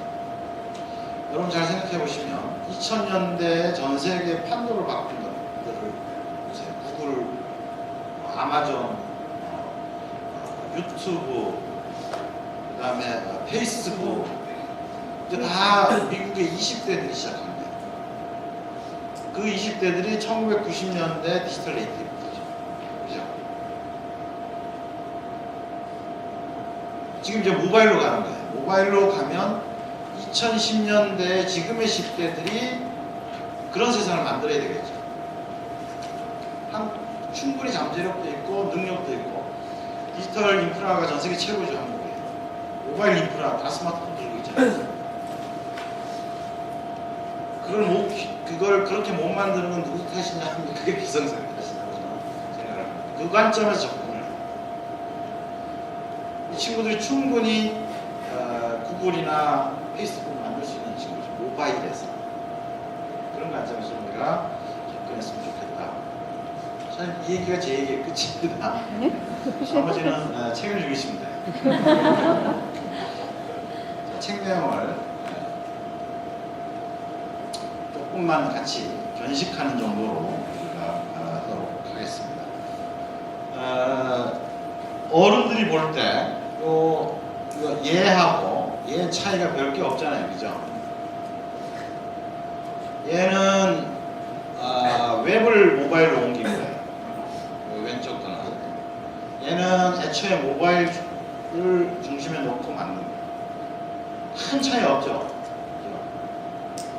그냥 화면상의 크기 차이 정도잖아요. 그런데 이게 재산을 바꾸는 거예요. 그 차이가. 그리고 이 세계에 특화된, 제가 어렸을 때 우리 동네에서 저는 이제 기억하시는 분들도 있을지 모르지만 이런 얘기하면 제가 너무 늙은 티를 내는 거죠. 하여튼 자치기 아세요? 오! 알아. 10대들이 다 알아. 네, 자치기를 하고 놀았어요. 청소년기가 자아 형성에 가장 중요한 역할을 합니다. 요즘 가끔 복고 하면서 무슨 응답하라 1994, 1984, 7080 이렇게 나오잖아요. 그죠? 그게 뭡니까? 나이가 들수록 자신의 활력을 가장 키워주는 그런 감성은 자기 어린 시절 혹은 청소년 시절의 감성이에요. 그게 그 사람을 형성하는 거죠. 저는 자치기 하면서 살았으니까 자치기 감성이 이 안에 남아있어요. 나이가 들면 들수록 그 감성을 끄집어내고 싶대요. 이걸 복고라고 얘기하지만 사실 복고라기보다는 세대적 정체성이죠. 지금 10대의 세대적 정체성은 여기서 나옵니다. 그러니까 뺏어서 안 되겠죠. 그런데 이제 어른들의 접근법은 이제 중독이죠. 얘들은 중독돼 있다. 그런데 애들이 중독돼 있다고 생각하면 이제 뭐가 되냐면 꼰대가 됩니다. 꼰대. 자기 생각으로 세상을 이해하고 세상을 자기 입맛에 맞춰서 재단하려고 하는 거죠. 저는 10대 가진 이 잠재력을 키우는 게 한국의 미래 성장 동력이다. 미래 성장 동력이 아이언이냐, 바이오냐, 나노냐 이렇게 얘기를 하는데 그런 어떤 시대적 변화는 우리가 자연스럽게 수용할 수 있습니다. 그런데 한국 사회는 자원이 아니라 결국 그 사람으로 성장해온 나라이기 때문에 10대가 성장 동력이다. 그래서 스마트폰 중독이 위험 수위가 아니고 10대를 스마트폰 중독자로 모는 게 위험 수위다라고 생각해요. 그게 한국의 미래를 어둡게 만드니까. 자, 그럼 몇 가지 이제 사례들. 아까 우리 남 교수님은 창작 커뮤니티 중심으로 보셨는데 저는 이제 세대 연구였기 때문에 좀 전체적으로 생산자로서 소비자로서 또 보편적으로 10대의 감각은 미적 감각 혹은 문제 해결 능력 뭐 이런 것들을 전반적으로 들여다봤는데 그 중에 하나가 이제 웹툰인데 웹툰은 뭐 지금 보시는 것처럼 중고등학생의 4분의 3 정도가 웹툰 보는 걸 좋아한다니까 그냥 일반적인 거죠. 저희가 리서치를 했더니 그 정도인데 그래서 웹툰 중에 뭐 좋아하냐 이렇게 했더니 로맨스, 액션 이 남자 여자 차이는 뭐 여전히 별로 안 변하는 것 같아요. 그래서 남자들은 액션 학원물 이런 거 일단 좋아하고 여자들은 로맨스 이렇게 좋아하는데 흥미로웠던 거는 이제 기존의 컨텐츠들에 비해서 웹툰 컨텐츠에는 일상 공감형 컨텐츠가 많았다. 일상 공감이라는 게 이제 우리 주변에 있는 사소한 얘기들이죠. 그런 사소한 얘기들에 대한 공감을 그래서 공감되는 스토리에 대한 그런 인기가 여기 지금 여기 보시지만 인기가 상당히 많다. 지금 이 웹툰 어디서 하나 가져온 건데 일상 공감형 스토리의 이제 전형적인 사례예요. 그래서 살아오면서 나는 거짓말을 해본 적이 많다는 거지. 이제 대부분이 부모님이었다는 게 씁쓸하다. 그러면서 이제 그 부모님에 대해서 준비물 사게 뭐 얼마 달라 이렇게 해가지고 여기 보면 아빠 참고수 사게 5,000원만요. 그랬더니 아버지가 녀석 그리고 이제 중간을 꺼내죠. 여기 지금 화면이 잘 안 보이는데 아빠 준비물 사게 10,000원 했다가 이제 엄청나게 터지는 얘기. 그래서 부모님의 마음은 딱 5,000원까지만. 그럼 여기에 쾌공감을 하는 거지 사람이. 애들이 쾌공감을 합니다. 그런데 이게 예를 들어서 10대들은 잘 알지만 급식 커뮤니티들이 있어요. 급식 저 모바일에 있는 급식 사이트 아시는 분? 10대 빼고 몰라요? 자기네 학교 급식 이렇게 사진 찍어서 올리고 그리고서는 우리 학교 급식 레벨 뭐 이런 거 보면 거기에 쾌공감하는 사람이 쫙 몰려가지고 급식 문제들에 대한 공감을 중심으로 해서 자신들의 불만을 문제 해결로 풀어가는 거예요. 뭔 얘기를 제가 하고 싶은 거냐면 지금의 이 모바일과 소셜 네트워크로 단련된 이쪽에서 태어난 친구들의 문제 해결은 공감에서 시작합니다. 그리고 웹툰이 이 공감을 훈련하는 장이에요. 기존의 기성세대는 문제를 먼저 정의하는 논리적으로 문제를 정의하지 않으면 안 되고 그 문제를 자기가 혼자 독고다이로 혼자 막 풀어가는 형태였어요. 그런데 지금 10대들은 공감을 기초로 하고 네트워크형으로 협력을 통해서 문제 해결을 해요. 문제 해결 방식이 그냥 청소년기에 자라면서 스마트폰을 통해서 자연스럽게 다른 방식의 방법론들을 익히고 성장하고 있다는 거죠. 아까 뭐 커뮤니티 얘기도 많이 나왔지만 그게 그런 창작 커뮤니티에서만 나온 게 아니고 모든 분야에서 뭐죠, 수학 문제 푸는 모바일 앱이 있어요. 걸어 다니면서 애들은 문제를 풀어. 그런데 물론 공부하는 애들이 그렇다는 얘기죠. 그런데 그걸 나 혼자 푸는 게 아니고 전국에 같은 문제를 동시에 푸는 놈이 한 30명쯤 있을 수가 있잖아요. 그죠? 문제를 올리면 그 친구들이 풀어줘. 이게 전혀 다른 문제 해결 방식이죠. 그죠? 기성세대가 이해할 수 없는 문제 해결 방식으로 가고 있는 거죠. 근데 그 출발점이 공감이다라고 하는 점에서 그 공감을 가장 많이 훈련하는 게 바로 이 웹툰입니다. 자, 그 다음에 쇼핑 쪽으로도 한번 좀 가보죠.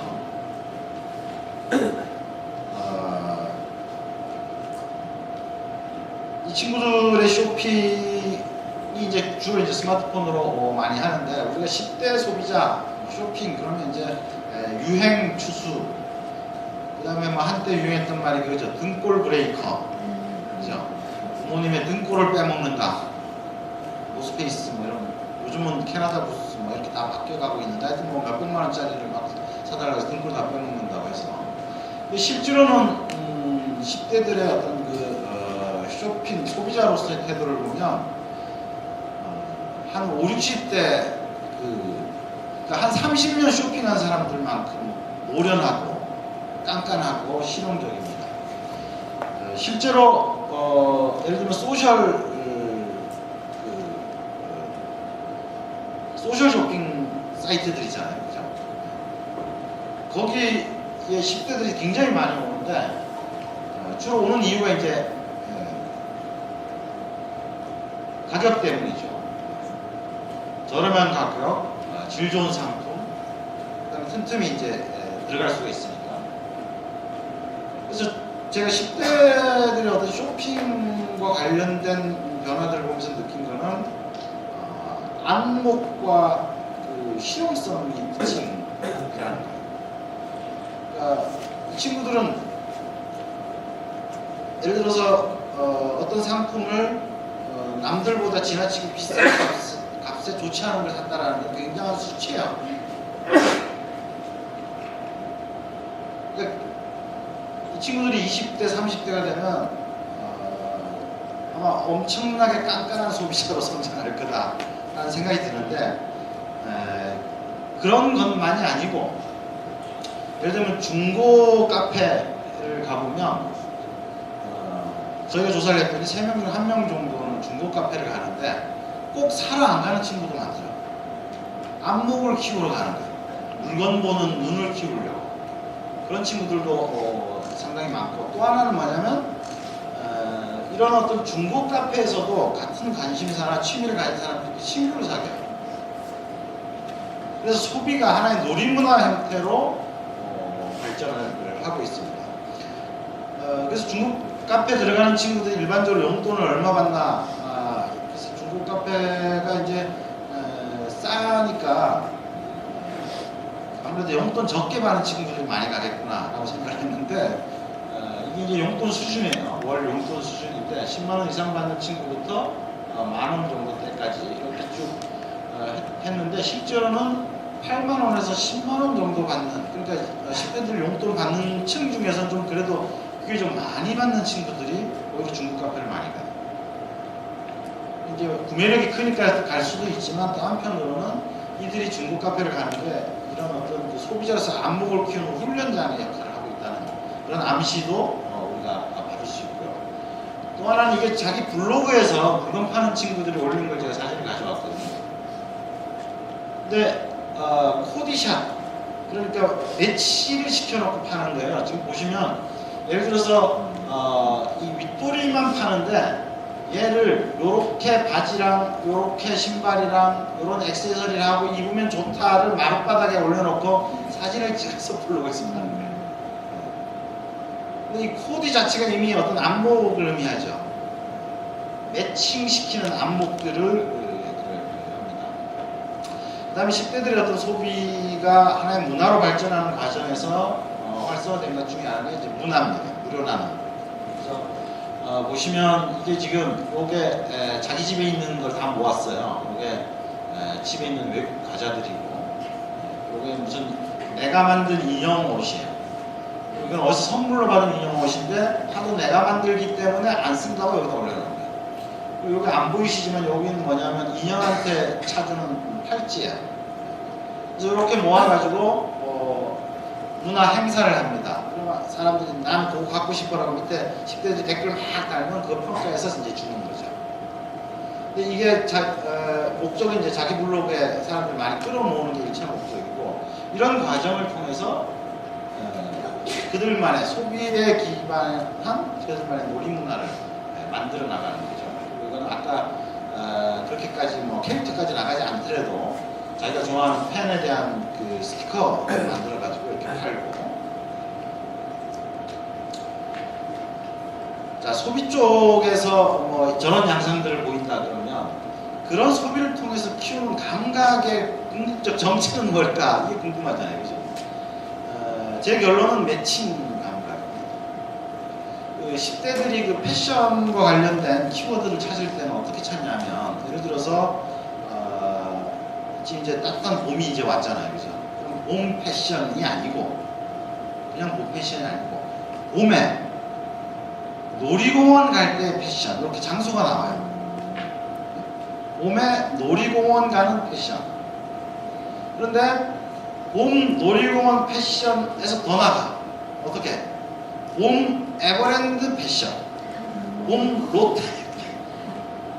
구체적으로 장소에 따라서 매칭이 달라지는 거예요. 그래서 우리가 일반적으로 갖고 있는 감각은 오감이잖아요. 그래서 시각부터. 오감인데 10대들이 키우는 건 이 감각은 기본. 요새 오디션 프로그램 보시면 참여하는 사람들이 깜짝깜짝 놀라죠. 야, 10대들이 저렇게 진짜 다른 거예요. 진짜 깜짝 놀랐네. 10대들이 저렇게 훌륭한 음악적 능력을 갖고 있다니. 근데 감각적으로 청각이나 시각적으로 뭐 정말로 엄청나게 탁월합니다.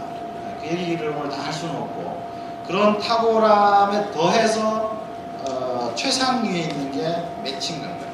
매칭 감각은 뭐냐면 대상의 아름다움뿐만이 아니고 그 대상과 나를 믹스시키는 거죠. 그러니까 누가 써도 괜찮은 모자가 아니고 내가 써서 괜찮은 모자죠. 그게 10대들의 감각의 저는 아까 그 쇼핑이나 이런 걸 통해서 키우는 훈련의 궁극입니다. 그래서 이런 걸 잘 하는 친구들은 스타예요. 그래서 아까 여기 보신 이런 걸 올리는 친구들 중에 어떤 친구들한테는 팬들이 몰리기 시작. 당신의 코디 감각 인정. 그래서 매칭 감각이 이 친구들의 어떤 감각적 훈련의 어떤 목표가 되고 있고, 그래서 한 10년 전에 저희 연구소 연구원이 자기가 10대 때는 이렇게 입었다. 나같이 떡볶이. 그러니까 유행이라는 게 원래 이런 거잖아요. 소속감 뭐 이런 것들이잖아요. 그죠? 그런데 지금은 나같이 노스 입었지만 소화하는 방식이 다 다르고 나한테 매칭이 돼야 돼. 이게 특징이고, 얼굴 가려야 되는데 못 가렸네요. 이 친구가 이제 여러 친구들한테 이제 얼굴을 보지 말고 밑에만 보세요. 옷 좀 봐줘라. 네. 그러니까 인터넷에서 다 웃겠죠, 그죠? 이거 보면서. 근데 여기 뭐 제 다리 예쁜가요? 사실 자랑하려고 올린 것 같아요. 내 눈이 지방이 좀 많은 거야? 이렇게 올렸어요. 뭡니까 이게? 어디서 키우는 것 같아요, 안목을? 서로 평가하면서. 비즈니스 쪽에 어떤 그 용어들이 좀 익숙하신 분들은 아시겠지만, 미래경제, 현재도 그렇지만 미래경제는 평판경제라고 얘기를 해요.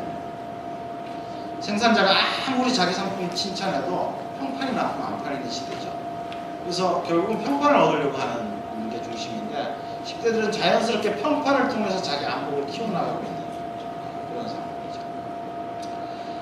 그 다음에 이제 생산자적 능력이라고 하는 측면에서 좀 보고 싶은데, 아까 그런 어떤 캐릭터 이런 것들도 있었지만, 제가 좀 주목하는 것은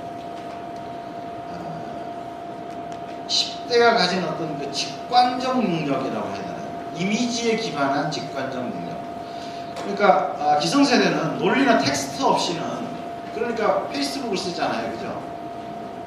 근데 10대는 페이스북 잘 안 써요. 그 텍스트를 길게 써야 되잖아. 그냥 이미지 하나로 딱 공감하면 그 순간에, 그러니까 싸이가 전 세계에 갈 수 있는 것도, 원래 문화라는 게, 문화의 전파 패턴은 선진 문화 혹은 뭐 상류층 문화에서 밑으로 내려오는 거 아니에요. 그걸 보통 문화의 트리클 다운 법칙이라고 얘기를 해요. 우리나라 교육 문화는 어디서 시작합니까? 강남 대치동에 시작해가 쫙 전국으로 퍼져나가잖아요.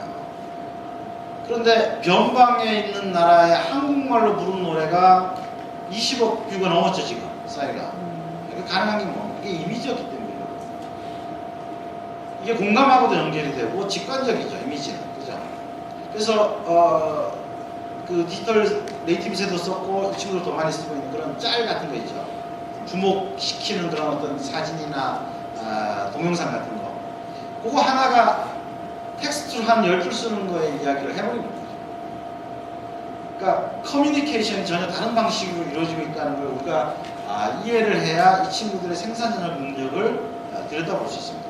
그러니까 이 친구들은 사실은 지하세계에 있거나 이런 게 아니에요. 기성세대 눈에는 안 보이는 거지. 서식지가 달라서. 서식지가 달라서 안 보이는 거지. 원래 지하세계에 있는, 물론 어른들이 하지 말라 그러니까 그런 것도 있지만, 노는 물이 다른 거지.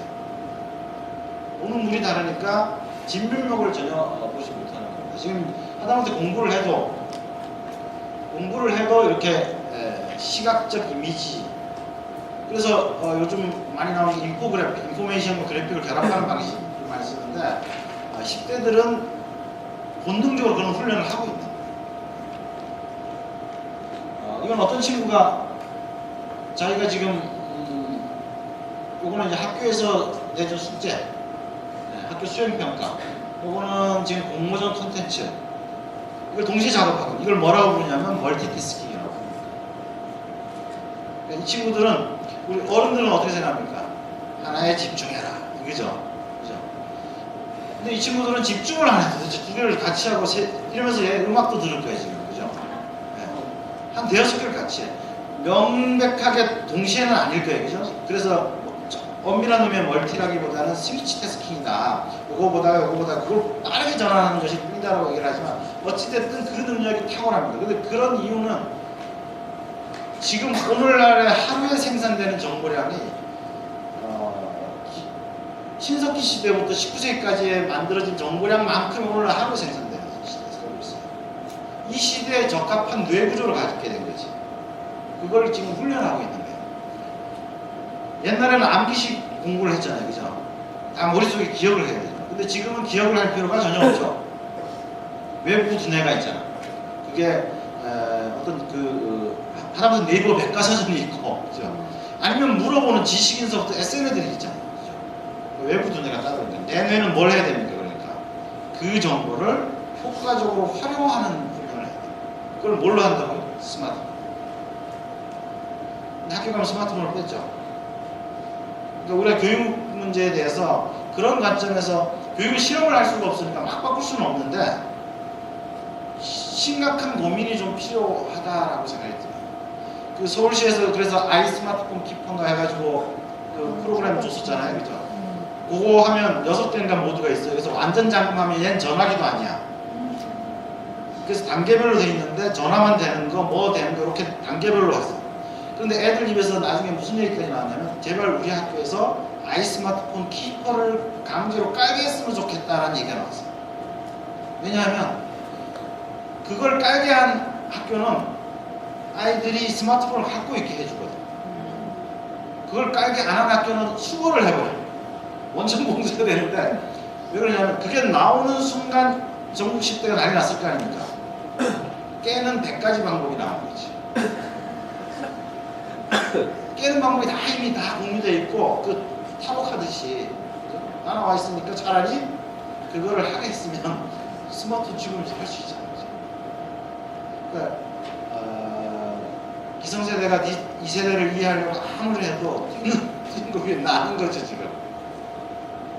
그래서 이 친구들은 이 정보가 많은, 그래서 외부 두뇌에 다 저장하면 되기 때문에 저장이 아니라 그걸 활용하고 이용하는 쪽으로 머리가 발달할 수밖에 없고, 그게 스마트폰을 통해서 이루어진다. 자, 이 친구가 손가락이 어떻게 돼가지고 이 16살짜리 애가 인공 그 손을 만들어줬어요. 그 사례입니다. 영국 사례인데. 근데 이걸 어떻게 만들었냐? 설계도도 인터넷에서 다운받고. 그러니까 인터넷에 다 구해서 만든 거예요. 어떤 두뇌가 이 친구들한테 필요한 건지에 대한 전형적인 사례죠. 다 있어요. 요거는 셰프라는 영화 최근에 혹시 보셨는지 모르겠는데, 셰프라는 영화 보신 적 있어요? 셰프? 미국발 한번 가서 보세요. 재밌어요. 유명 레스토랑에 인류 셰프가 요리평론가가 블로그 요리평론가가 온다 그래가지고 이제 뭐 음식을 했는데 이제 엄청나게 혹평을 들은 거예요. 그래가지고 신경질이 무지 났는데 그 사람이 뭐 그 페이스북에다가 그런 글을 게재해가지고 그걸 동시에 뭐 한 몇만 명이 보고 있다는 걸 알고, 이 사람은 트위터 한번 써본 적이 없는 거야. 페이스북도 모르고. 그래서 화가 나가지고 거기다 욕을 바가지로 갖다가 했는데, 바가지로 하는 순간 이제 그 사람 그 페이스북 구독자 10몇만 명한테 이 사람이 욕한 게 쫙 났을 거야.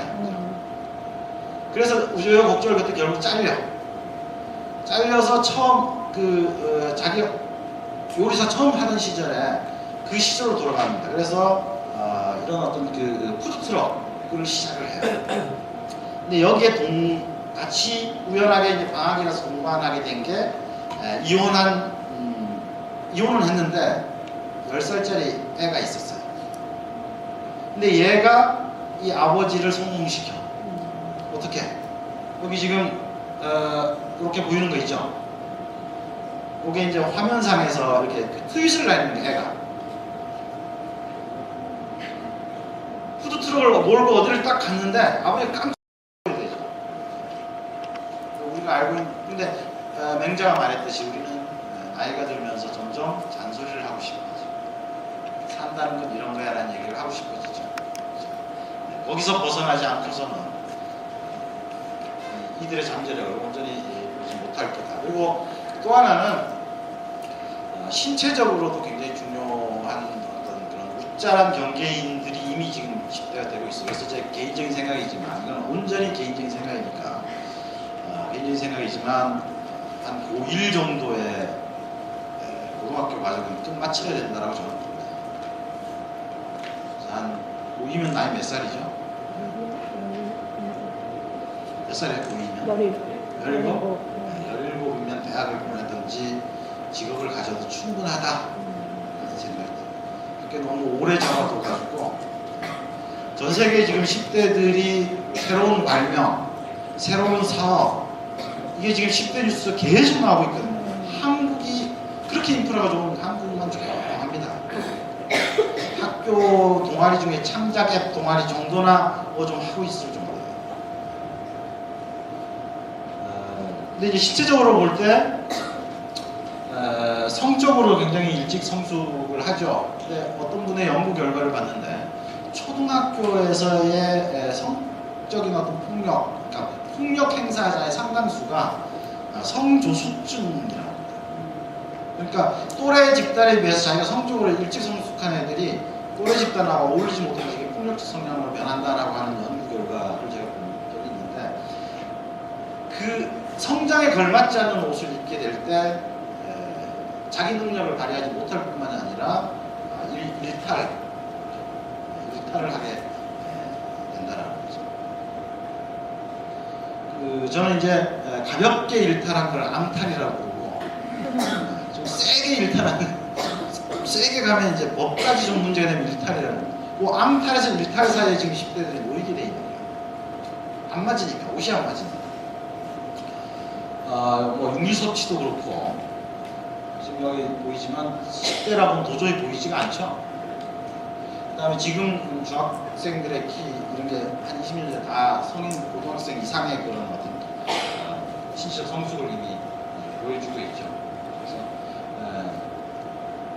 얘는 10대도 안 돼서부터 이렇게 놀고 있는데 어른들은 이제 이런 뉴스를 가지고 있죠. 야, 모바일은 음란물 사각지대야. 이런 뒤늦은 뉴스가 어디 있습니까? 얘가 이렇게 되는 거예요. 이렇게. 10대 때부터 벌써 이렇게 그 유튜브에서 자작 방송들 하고 이런 친구들한테 음란물 사각지대 뭐 이래가지고 이제 규제와 법으로 어떻게 해보려고 그렇게 하게 되는 거죠. 감각적으로 소비자로서 생산자로서 문제 해결 능력을 키워나가는 그런 어떤 성장기로서 지금의 10대는 온전하게, 그러니까 과도기로서의 청소년기라고만 부를 수 없는 그런 독특한 세대, 그러니까 보편적인, 그러니까 10대가 모여진 보편적 환경 때문에, 그러니까 이 친구들이 기성세대보다 유전자적으로 뛰어나서 그렇게 된 게 아니고 그런 시대에 태어났기 때문에 그런 거예요. 그런 시대에 태어났기 때문에 그런 능력을 키우고 남다른, 제가 모모 세대를 모바일 제너레이션 이런 이름을 붙였는데 예전에 우리가 모모에서 본 것처럼 기성세대와 다른 역사적으로 처음으로 어른이 배워야 되는 그런 세대적 능력을 갖고 태어났고, 이 능력이 2000년대 초반에 IT를 끌어간 미국의 20대처럼 5년 후 10년 후에는 한국의 미래를 끌어나가야 되는데 우리는 온전히 그들을 이해조차 하지 못하고 있다라는 게 지난번 제 책에서의 주제였고, 그래서 눈앞에 있는 얘가 스마트폰을 들여다보고 있다는 현상에 너무 그것만 가지고 기성세대의 잣대로 가르치려 들기보다 그 안에서 일어나고 있는 미래 세대로서 미래를 끌어갈 능력들을 어떻게 그 안에서 키워나가고 있는가의 관점에서 이 친구들을 들여다보고 교육에 대한 중요한 어떤 지침이나 방향도, 미래는 모바일 세대고 20세기가 조직사회였다면 21세기는 개인 생산자 사회입니다.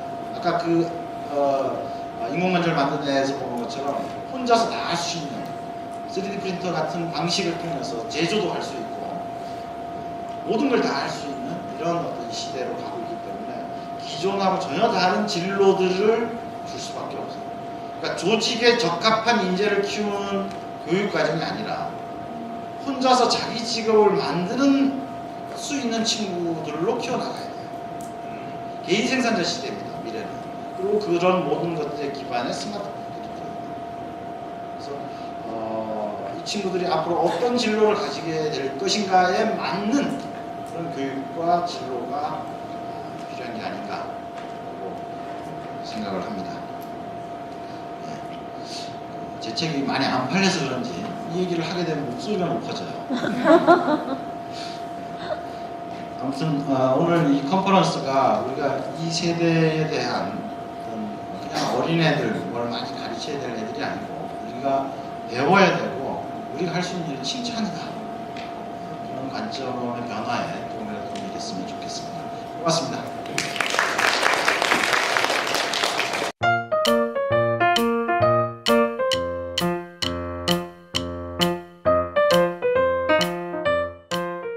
네, 감사합니다. 김경호 소장님께서 우리가 이해하기 어려운 이 젊은 세대, 청소년 세대들이 잘못된 것이 아니라 다르다는 것을 우리는 자꾸 틀렸다 이렇게 생각하는데 서로 다를 뿐이다. 그래서 그것을 이해해줘야 된다. 그리고 그 특성은 시각적, 감각적 그 특성, 우리 기성세대가 갖지 못한 그 특성을 가지고 있다. 지난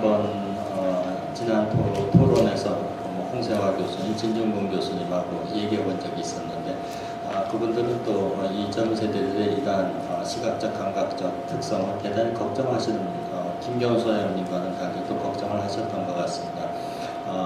이 미래 세대들에게 필요한 것은 사실 사고력, 논리력인데 이 시각적, 감각적 이것을 그대로 방치하면 나라의 앞날이 걱정된다 하고 비공관계하셨던 기억이 있는데 참 어려운 문제 같습니다.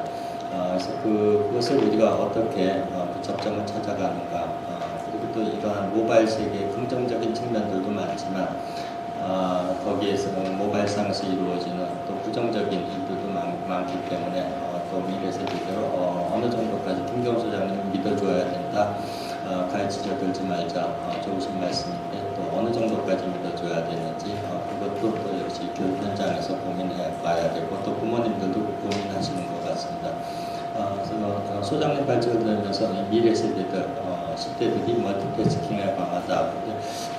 그 부분은 기성세대들도 기성세대들이 더 강한 게 아닌가 하고 얼마 전에 생각을 한 적이 있었습니다. 저도 10대들이 멀티태스킹에 강한가 생각을 했었는데 얼마 전에 화장실을 갔더니까 볼일을 보면서 전화 통화를 하면서 담배를 피우는 분들 세 가지를 동시에 해내시는 분들을 봤습니다.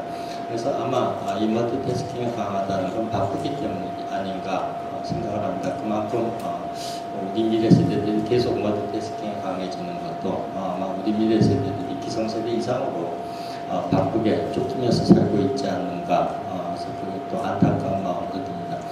그래서 이 남정숙 교수님하고 김경호 사장님 이 좋은 발제 또 미래 세대를 이해하자 하는 쪽으로 그 긍정적인 기제로서 발전의 동력으로 삼자 하는 말씀을 해주셨습니다. 개인적으로도 그렇고 사회 국가적으로도 이 미래 세대의 특성을 발전의 동력으로 삼아야 되지 않겠는가, 개인과 사회 국가의 교육 현장에서 보시는 관점은 또 조금 그것과는 조금 다를 수도 있을 것 같습니다. 그래서 오랜 동안 교육 현장에서 우리 10대들과 함께 생활하고 또 고민하고 하셨던 두 분 교장 선생님을 모셨습니다. 그래서 어떻게 이 교장 선생님께서 먼저 교장 선생님께서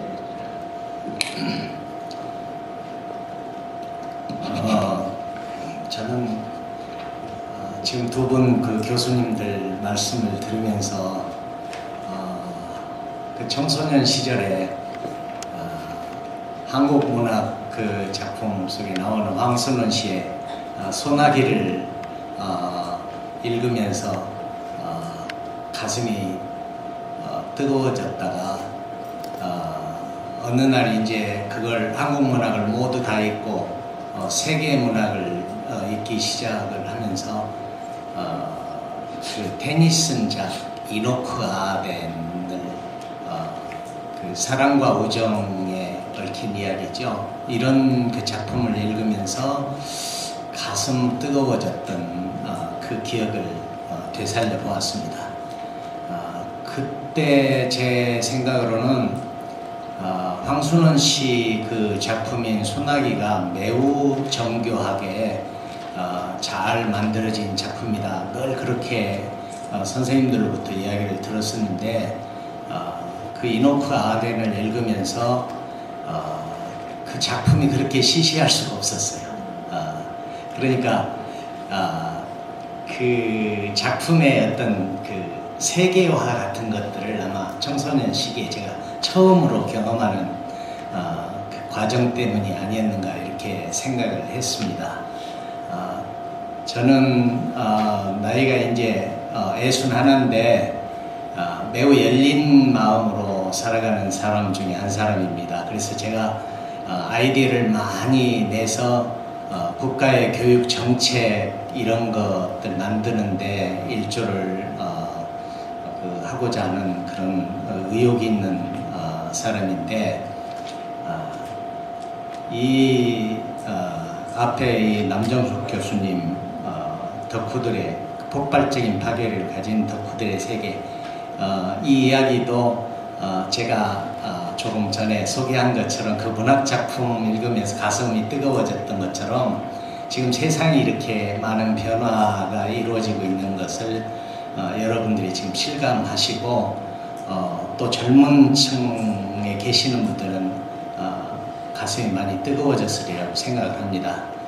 제가 1980년대 초에 미국의 디즈니랜드에 가서 이 애니메이션 그 프로그램들을 접하고 또 일본에 가서 그 애니메이션들을 접하면서 우리가 꼭 해야 할 일이 바로 이 애니메이션 사업이구나 하는 것을 생각을 했습니다. 우리 한국인들에게 가장 잘 맞는 사업이 애니메이션 사업이구나 하는 것을 생각을 하고 이쪽 사업에 제 개인적으로도 많은 비용을 투입을 해가지고 시도를 했던 기억이 납니다. 그런데 애니메이션 사업을 하면서 제가 느꼈던 거 한 가지 소개를 하겠습니다. 우리나라 사람들이 제작 기능이 세계적이에요. 그래서 미국으로부터 그 발주를 받으면은 최고의 비용을 받고 제작을 합니다. 그러는데 그 세계적인 작품을 만드는 일에 대해서는 전무했어요. 뭘 내세울 게 있느냐 했을 때 홍길동전 정도 내세울 거 말고는 없었거든요. 그러니까 그렇게 세계적인 그 주목을 받을 만한 이야기거리들이 창작되어 있지 않았기 때문에 그런 기능을 가지고 있으면서도 이 세계화를 시키지 못했던 그 과거가 있었습니다. 근데 요즘 젊은 세대들이 정말 폭발적으로 지금 교수님이 언급해 주셨듯이 폭발적으로 지금 의욕을 갖고 도전을 하고 있는 것은 매우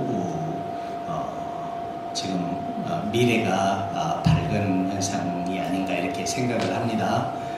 그래서 이 부분에 대한 관심을 많이 이제 가지셔야 할 것이다 이런 생각도 해보고 그러는데 사실은 앞에 지금 정보 문제도 다루고 지금 쭉 해오셨는데 이제 정보화 시대가 지나고 지식 기반 사회가 또 지나고 앞으로 이제 미래 사회는 어떤 사회가 올 것인가 예견하는 사람들이 많이 있죠. 그 대표적인 예가 이제 드림 소사이티, 꿈의 사회가 온다 이렇게 얘기를 합니다. 그런데 우리도 지금 꿈을 꿔야 되지 않겠습니까? 나이가 많고 조건을 떠나서 꿈을 가지고 있는 사람은 청춘이라고 그렇게 이야기를 한답니다. 그러니까 꿈을 꾸는데 그 꿈을 가지고 있음으로 해서 행복한 삶을 살아갈 수 있다 이렇게 또 얘기를 해요. 그러면 행복한 삶을 사는 것이 뭐냐? 거슬러 올라가면 직업하고 결혼이에요. 결혼. 직업하고 결혼에 모두 다가 이렇게 귀결되는 것들을 우리는 본단 말이에요. 그래서 좋은 직업 가져야 되고 결혼도 성공한 결혼을 해야 행복한 삶을 살아갈 수 있다고 하는데 그런 것들을 지금 우리 청소년들이 구체적인 그 상식이 있지 않아 가지고 방향을 제대로 잡지 못하는 현실입니다. 그래서 아무리 빨리 가면 뭐합니까? 방향성을 잃어버린 그 교육 속에서는 절대 성공할 수 없습니다. 그래서 부모님은 물론이고 우리 청소년 당사자 여러분들께서도 빨리 가는 것도 매우 중요하지만 그보다 더 중요한 것은 목표가 있고 그 방향성이 발라야만이 되는 거다 이런 생각을 늘 하고 있어요. 그래서 저는 일선에서 빨리 가는 것을 가리키는 것보다는 바르게 살아가는 것을 가리키는 사람 중에 한 사람입니다. 그리고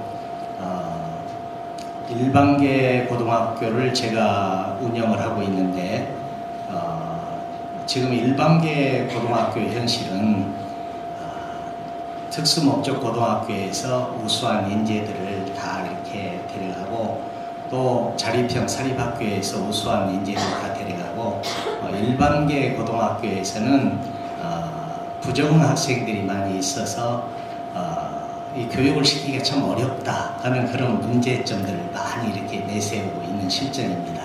그런데 저는 무슨 소리냐, 일반계 고등학교에서도 수월성 교육이 가능하고 또 그 학교 내에 또 하나의 그 대안 학교를 만들어서 부적응한 아이들을 적응할 수 있도록 교육을 시킬 수 있다. 이런 모델을 제가 만들어 가지고 전국 그 1년에 한 500여 명씩 교장 선생님들 연수를 제가 하고 있습니다. 그래서 오늘 이 기회를 통해서 짧은 시간이기 때문에 다 서로 이렇게 대화하기가 참 어려운 자리 아닙니까? 그러니까 궁금하신 사항이 있으시고 그러면은 어떤 것도 좋습니다. 교육 문제에 대해서는 또 질문도 해주시고 제가 아는 범위 내에서 말씀도 올릴까 이렇게 생각을 하고 있습니다. 이상입니다.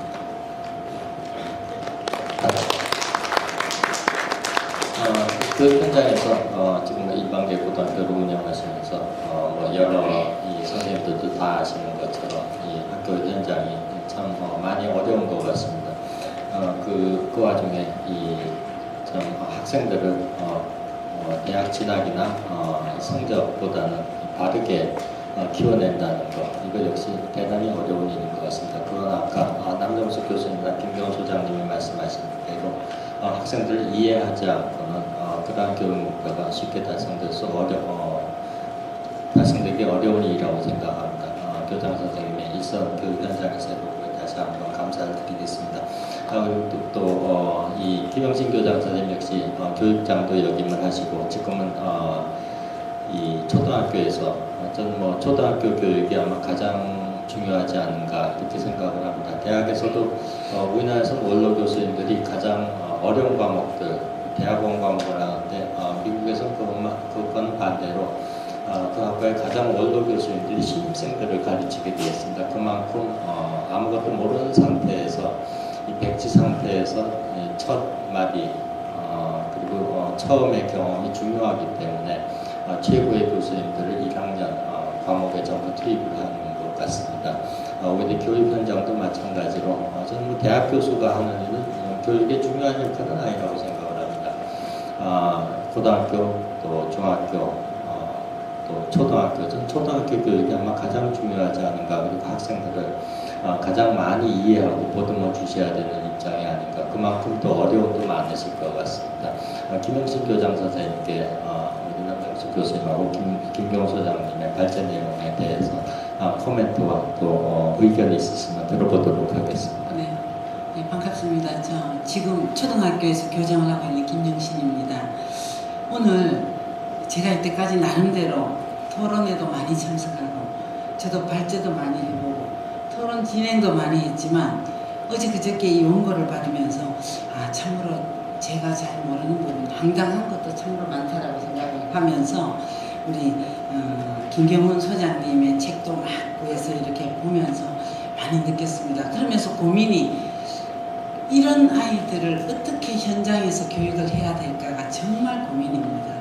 어떻게 해야 될까? 그런데 그 소장님 어제 그저께 신문에 3살 미만의 아이 4명 중에 3명의 손에 스마트폰이 있다. 이거 나온 거 보셨죠? 이렇게 참으로 발전적인 겁니까? 어떻게 해야 되나 이런 고민도 많이 들고 있고요.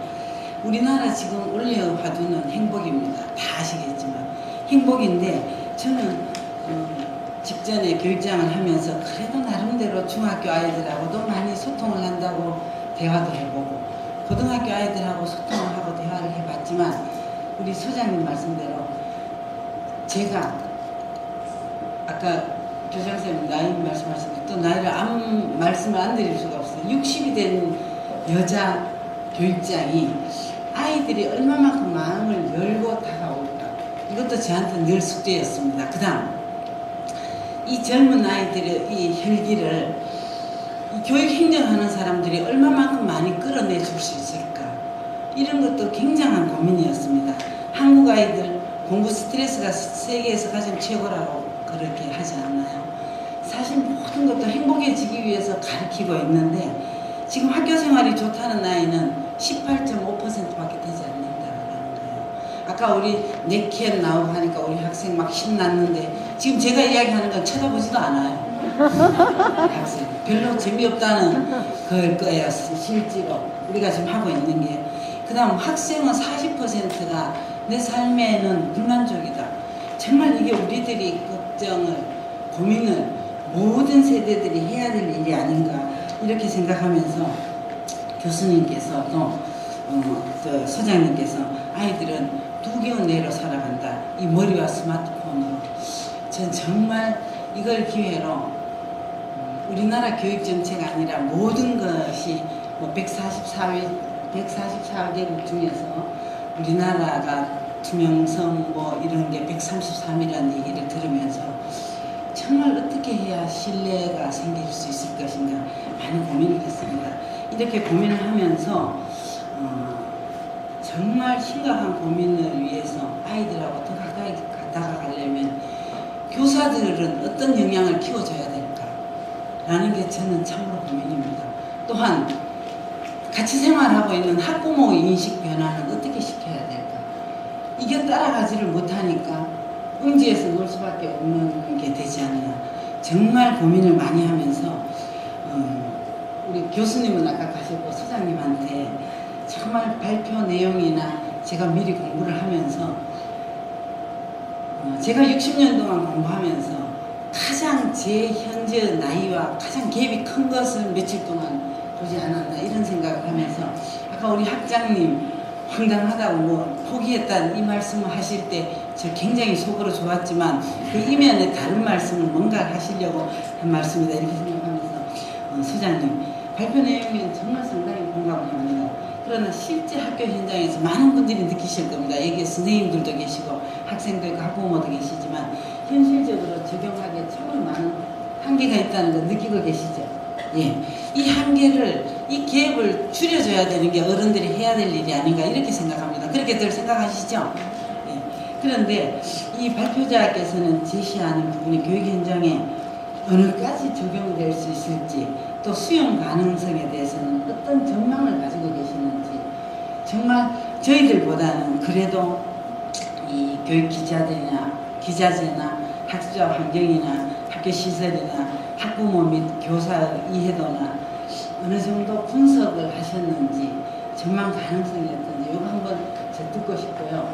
저는 앞으로도 이런 아이들과의 청소년들이 바라보는 쪽으로 바라보면서 아까 우리 교장 선생님 말씀하신 지금 2015년이죠. 2014년에는 무수히 많은 일들이 있었습니다. 세월호를 무시하여 정말 청소년들이 우리들이 지켜야 할 기초 기본을 지키지 않아서 일어나는 일도 무한히 많습니다. 세월이 아무리 변해도 조선시대에도 그 전부터 요즘 애들은 버릇없어부터 갭은 다 있는 것을 될 수 있으면 한 방향을 보고 어떻게 줄여나가야 될지를 저도 많이 고민하면서 학교 현장에서도 초, 중, 고를 막론하고 많이 적용이 될 수 있도록 노력하겠습니다. 감사합니다. 너무 어려운 질문. 소장님께도 좀 어려운 게 있어야 되죠. 예, 어렵습니다. 우리나라 학부모 중에 교육 전문가 아닌 사람이 아주 좀 네, 맞습니다. 5천만이 교육자. 너무 많아서 문제인 것 같고 거기에 제가 한마디 붙인다고 해서 어떻게 될지 모르겠는데 그냥 원칙적인 얘기 좀 하자면 예를 들어서 미국 9.11 테러가 났었잖아요. 전 세계에서 가장 정보망이 뛰어나고 심지어 휴대폰 감청 다 하고 있다는 미국이 그걸 못했거든요. 못 발견했잖아요. 그 이유가 이제 모바일 시대로 변했기 때문에 테러리스트들도 스마트폰 쓰니까 잡아내기 힘든 시대입니다. 그래서 테러리즘이 그 이전 테러리즘은 명분과 목적이 뚜렷하고 타겟을 정해서 공격하는 그런 전선 개념의 테러리즘이었다면 그 이후로는 이제 슈퍼 테러리즘이라고 해서 그냥 수많은 게릴라 집단이 무작위적인 장소에서 테러를 일으키는 형태로 변해가면서 CIA나 이런 데서 그 대테러 작전 자체가 근본적으로 바뀔 수밖에 없었습니다. 그래서 그 조직의 존재 목적이나 어떤 그 전략적 목표가 이제 바뀌는데 보통 이제 그런 상황이 필요해졌을 때 비저닝이라는 작업을 하게 됩니다. 비전을 새로 세우는 작업이다라고 볼 수 있는데 지금 이제 학교 현장에서 개별적으로 어떻게 할 것인가의 문제보다도 사실 지금 이제 그런 인식 우려를 같이 공감하느냐의 문제인데 디지털 시대에 이어서 모바일 시대로 넘어가면서 교육의 목적이나 교육의 방법이나 그래서 키워내는 어떤 그런 비전인 자체를 미래 변화에 대한 예측을 바탕으로 새로 해야 되는 게 원 스텝이다. 그러니까 비전이 다른데 해결책을 논의해봤자 아마 서로 다른 얘기하고 끝날 거라고 생각합니다. 10대 연구가 해서 중앙일보가 작년에 제공된 게 10대 인성 굉장히 큰 문제다. 근데 포커싱을 처음부터 인성에다 맞췄거든요. 우리가 생각할 때 착한 아이는 어떤 애가 딱 정해놓고 애들한테 물어보고 부모님한테 물어보고 선생님들한테 물어보고 그랬을 때 10대 인성이 가장 좋다라고 생각하는 건 10대 스스로고 그 다음이 학부모 그 다음에 교사였어요. 학교 현장에서 보면 문제만 보이니까 근데 이미 만들어진 기준으로 볼 때 그렇다는 거죠. 그래서 제 생각에는 시대가 달라져서 우리가 새로운 뭐가 필요하다라고 하면 이 비저닝이 원스텝이다. 그래서 그 비저닝에 대한 동의가 있어야 거기에서 가이드들이 나오고 방법론들이 나오지 않겠는가. 원칙적인 그 기기를 통해서 우리가 이제 정보를 얻는 일들을 자유자재로 하고 있다고 느끼잖아요. 3살 되면은 어린 아이들도 지금 자유자재로 하고 있어요, 사실은. 그런데 우리 청소년들이 잘 하는데 좀 우려되는 것이 있고 앞으로 21세기에 우리가 어떻게 해야 할 것인가 그런 점에 대해서 굉장히 관심을 가져야 하는데 이 보통 그 역량 가운데에서 21세기 앞으로 살아가야 할 성공할 그 모델의 그 역량을 갖추려면 지적 역량하고 관계 역량, 상호 그 작용하는 인간관계 잘하는 거 그런 역량이 갖춰져야 한다고 그러는데 그 지적 역량 가운데에서 이 정보 문제가 나오는데 정보를 아무리 많이 가지고 있다고 할지라도 보편적인 정보 많이 가지고 있는 거 가지고는 성공할 수가 없어요. 전문적인 정보를 가져야 되거든요. 그런데 전문적인 정보를 갖기 위해서는 우리가 그 기기만 가지고는 불가능해요. 독서도 해야 되고 체험학습도 해야 되고 하는 것들이 훨씬 더 중요할 때가 있습니다. 그리고 이제 정보를 갖게 되면 그것을 분석하고 어떻게 적용해야 할 것인가 그런 정도 단계를 뛰어넘어야만이 성공할 수 있는 거다 이런 생각을 하고 있어요. 그러니까 학교 현장에서도 그런 방향으로 우리가 그 지도를 해야 되고 아이들의 역량을 높여줘야 한다. 보통 우리는 그 언어 역량 같은 거 이런 거 이야기할 때 그게 지적 역량 중에 하나거든요. 그것은 사실은 커뮤니케이션 서로 그 소통하는 하나의 수단일 뿐이에요. 물론 그걸 전문적으로 연구해 가지고 하는 학문이 따로 있으니까 그걸 제외하고 목적은 다른 데 있지 않습니까? 그러니까 조금 서툴러도 관계없어요. 물론 이제 외교관을 한 달치 하려면은 고급 언어를 활용해야 되겠죠. 그러나 소통만 되면 되는 거예요.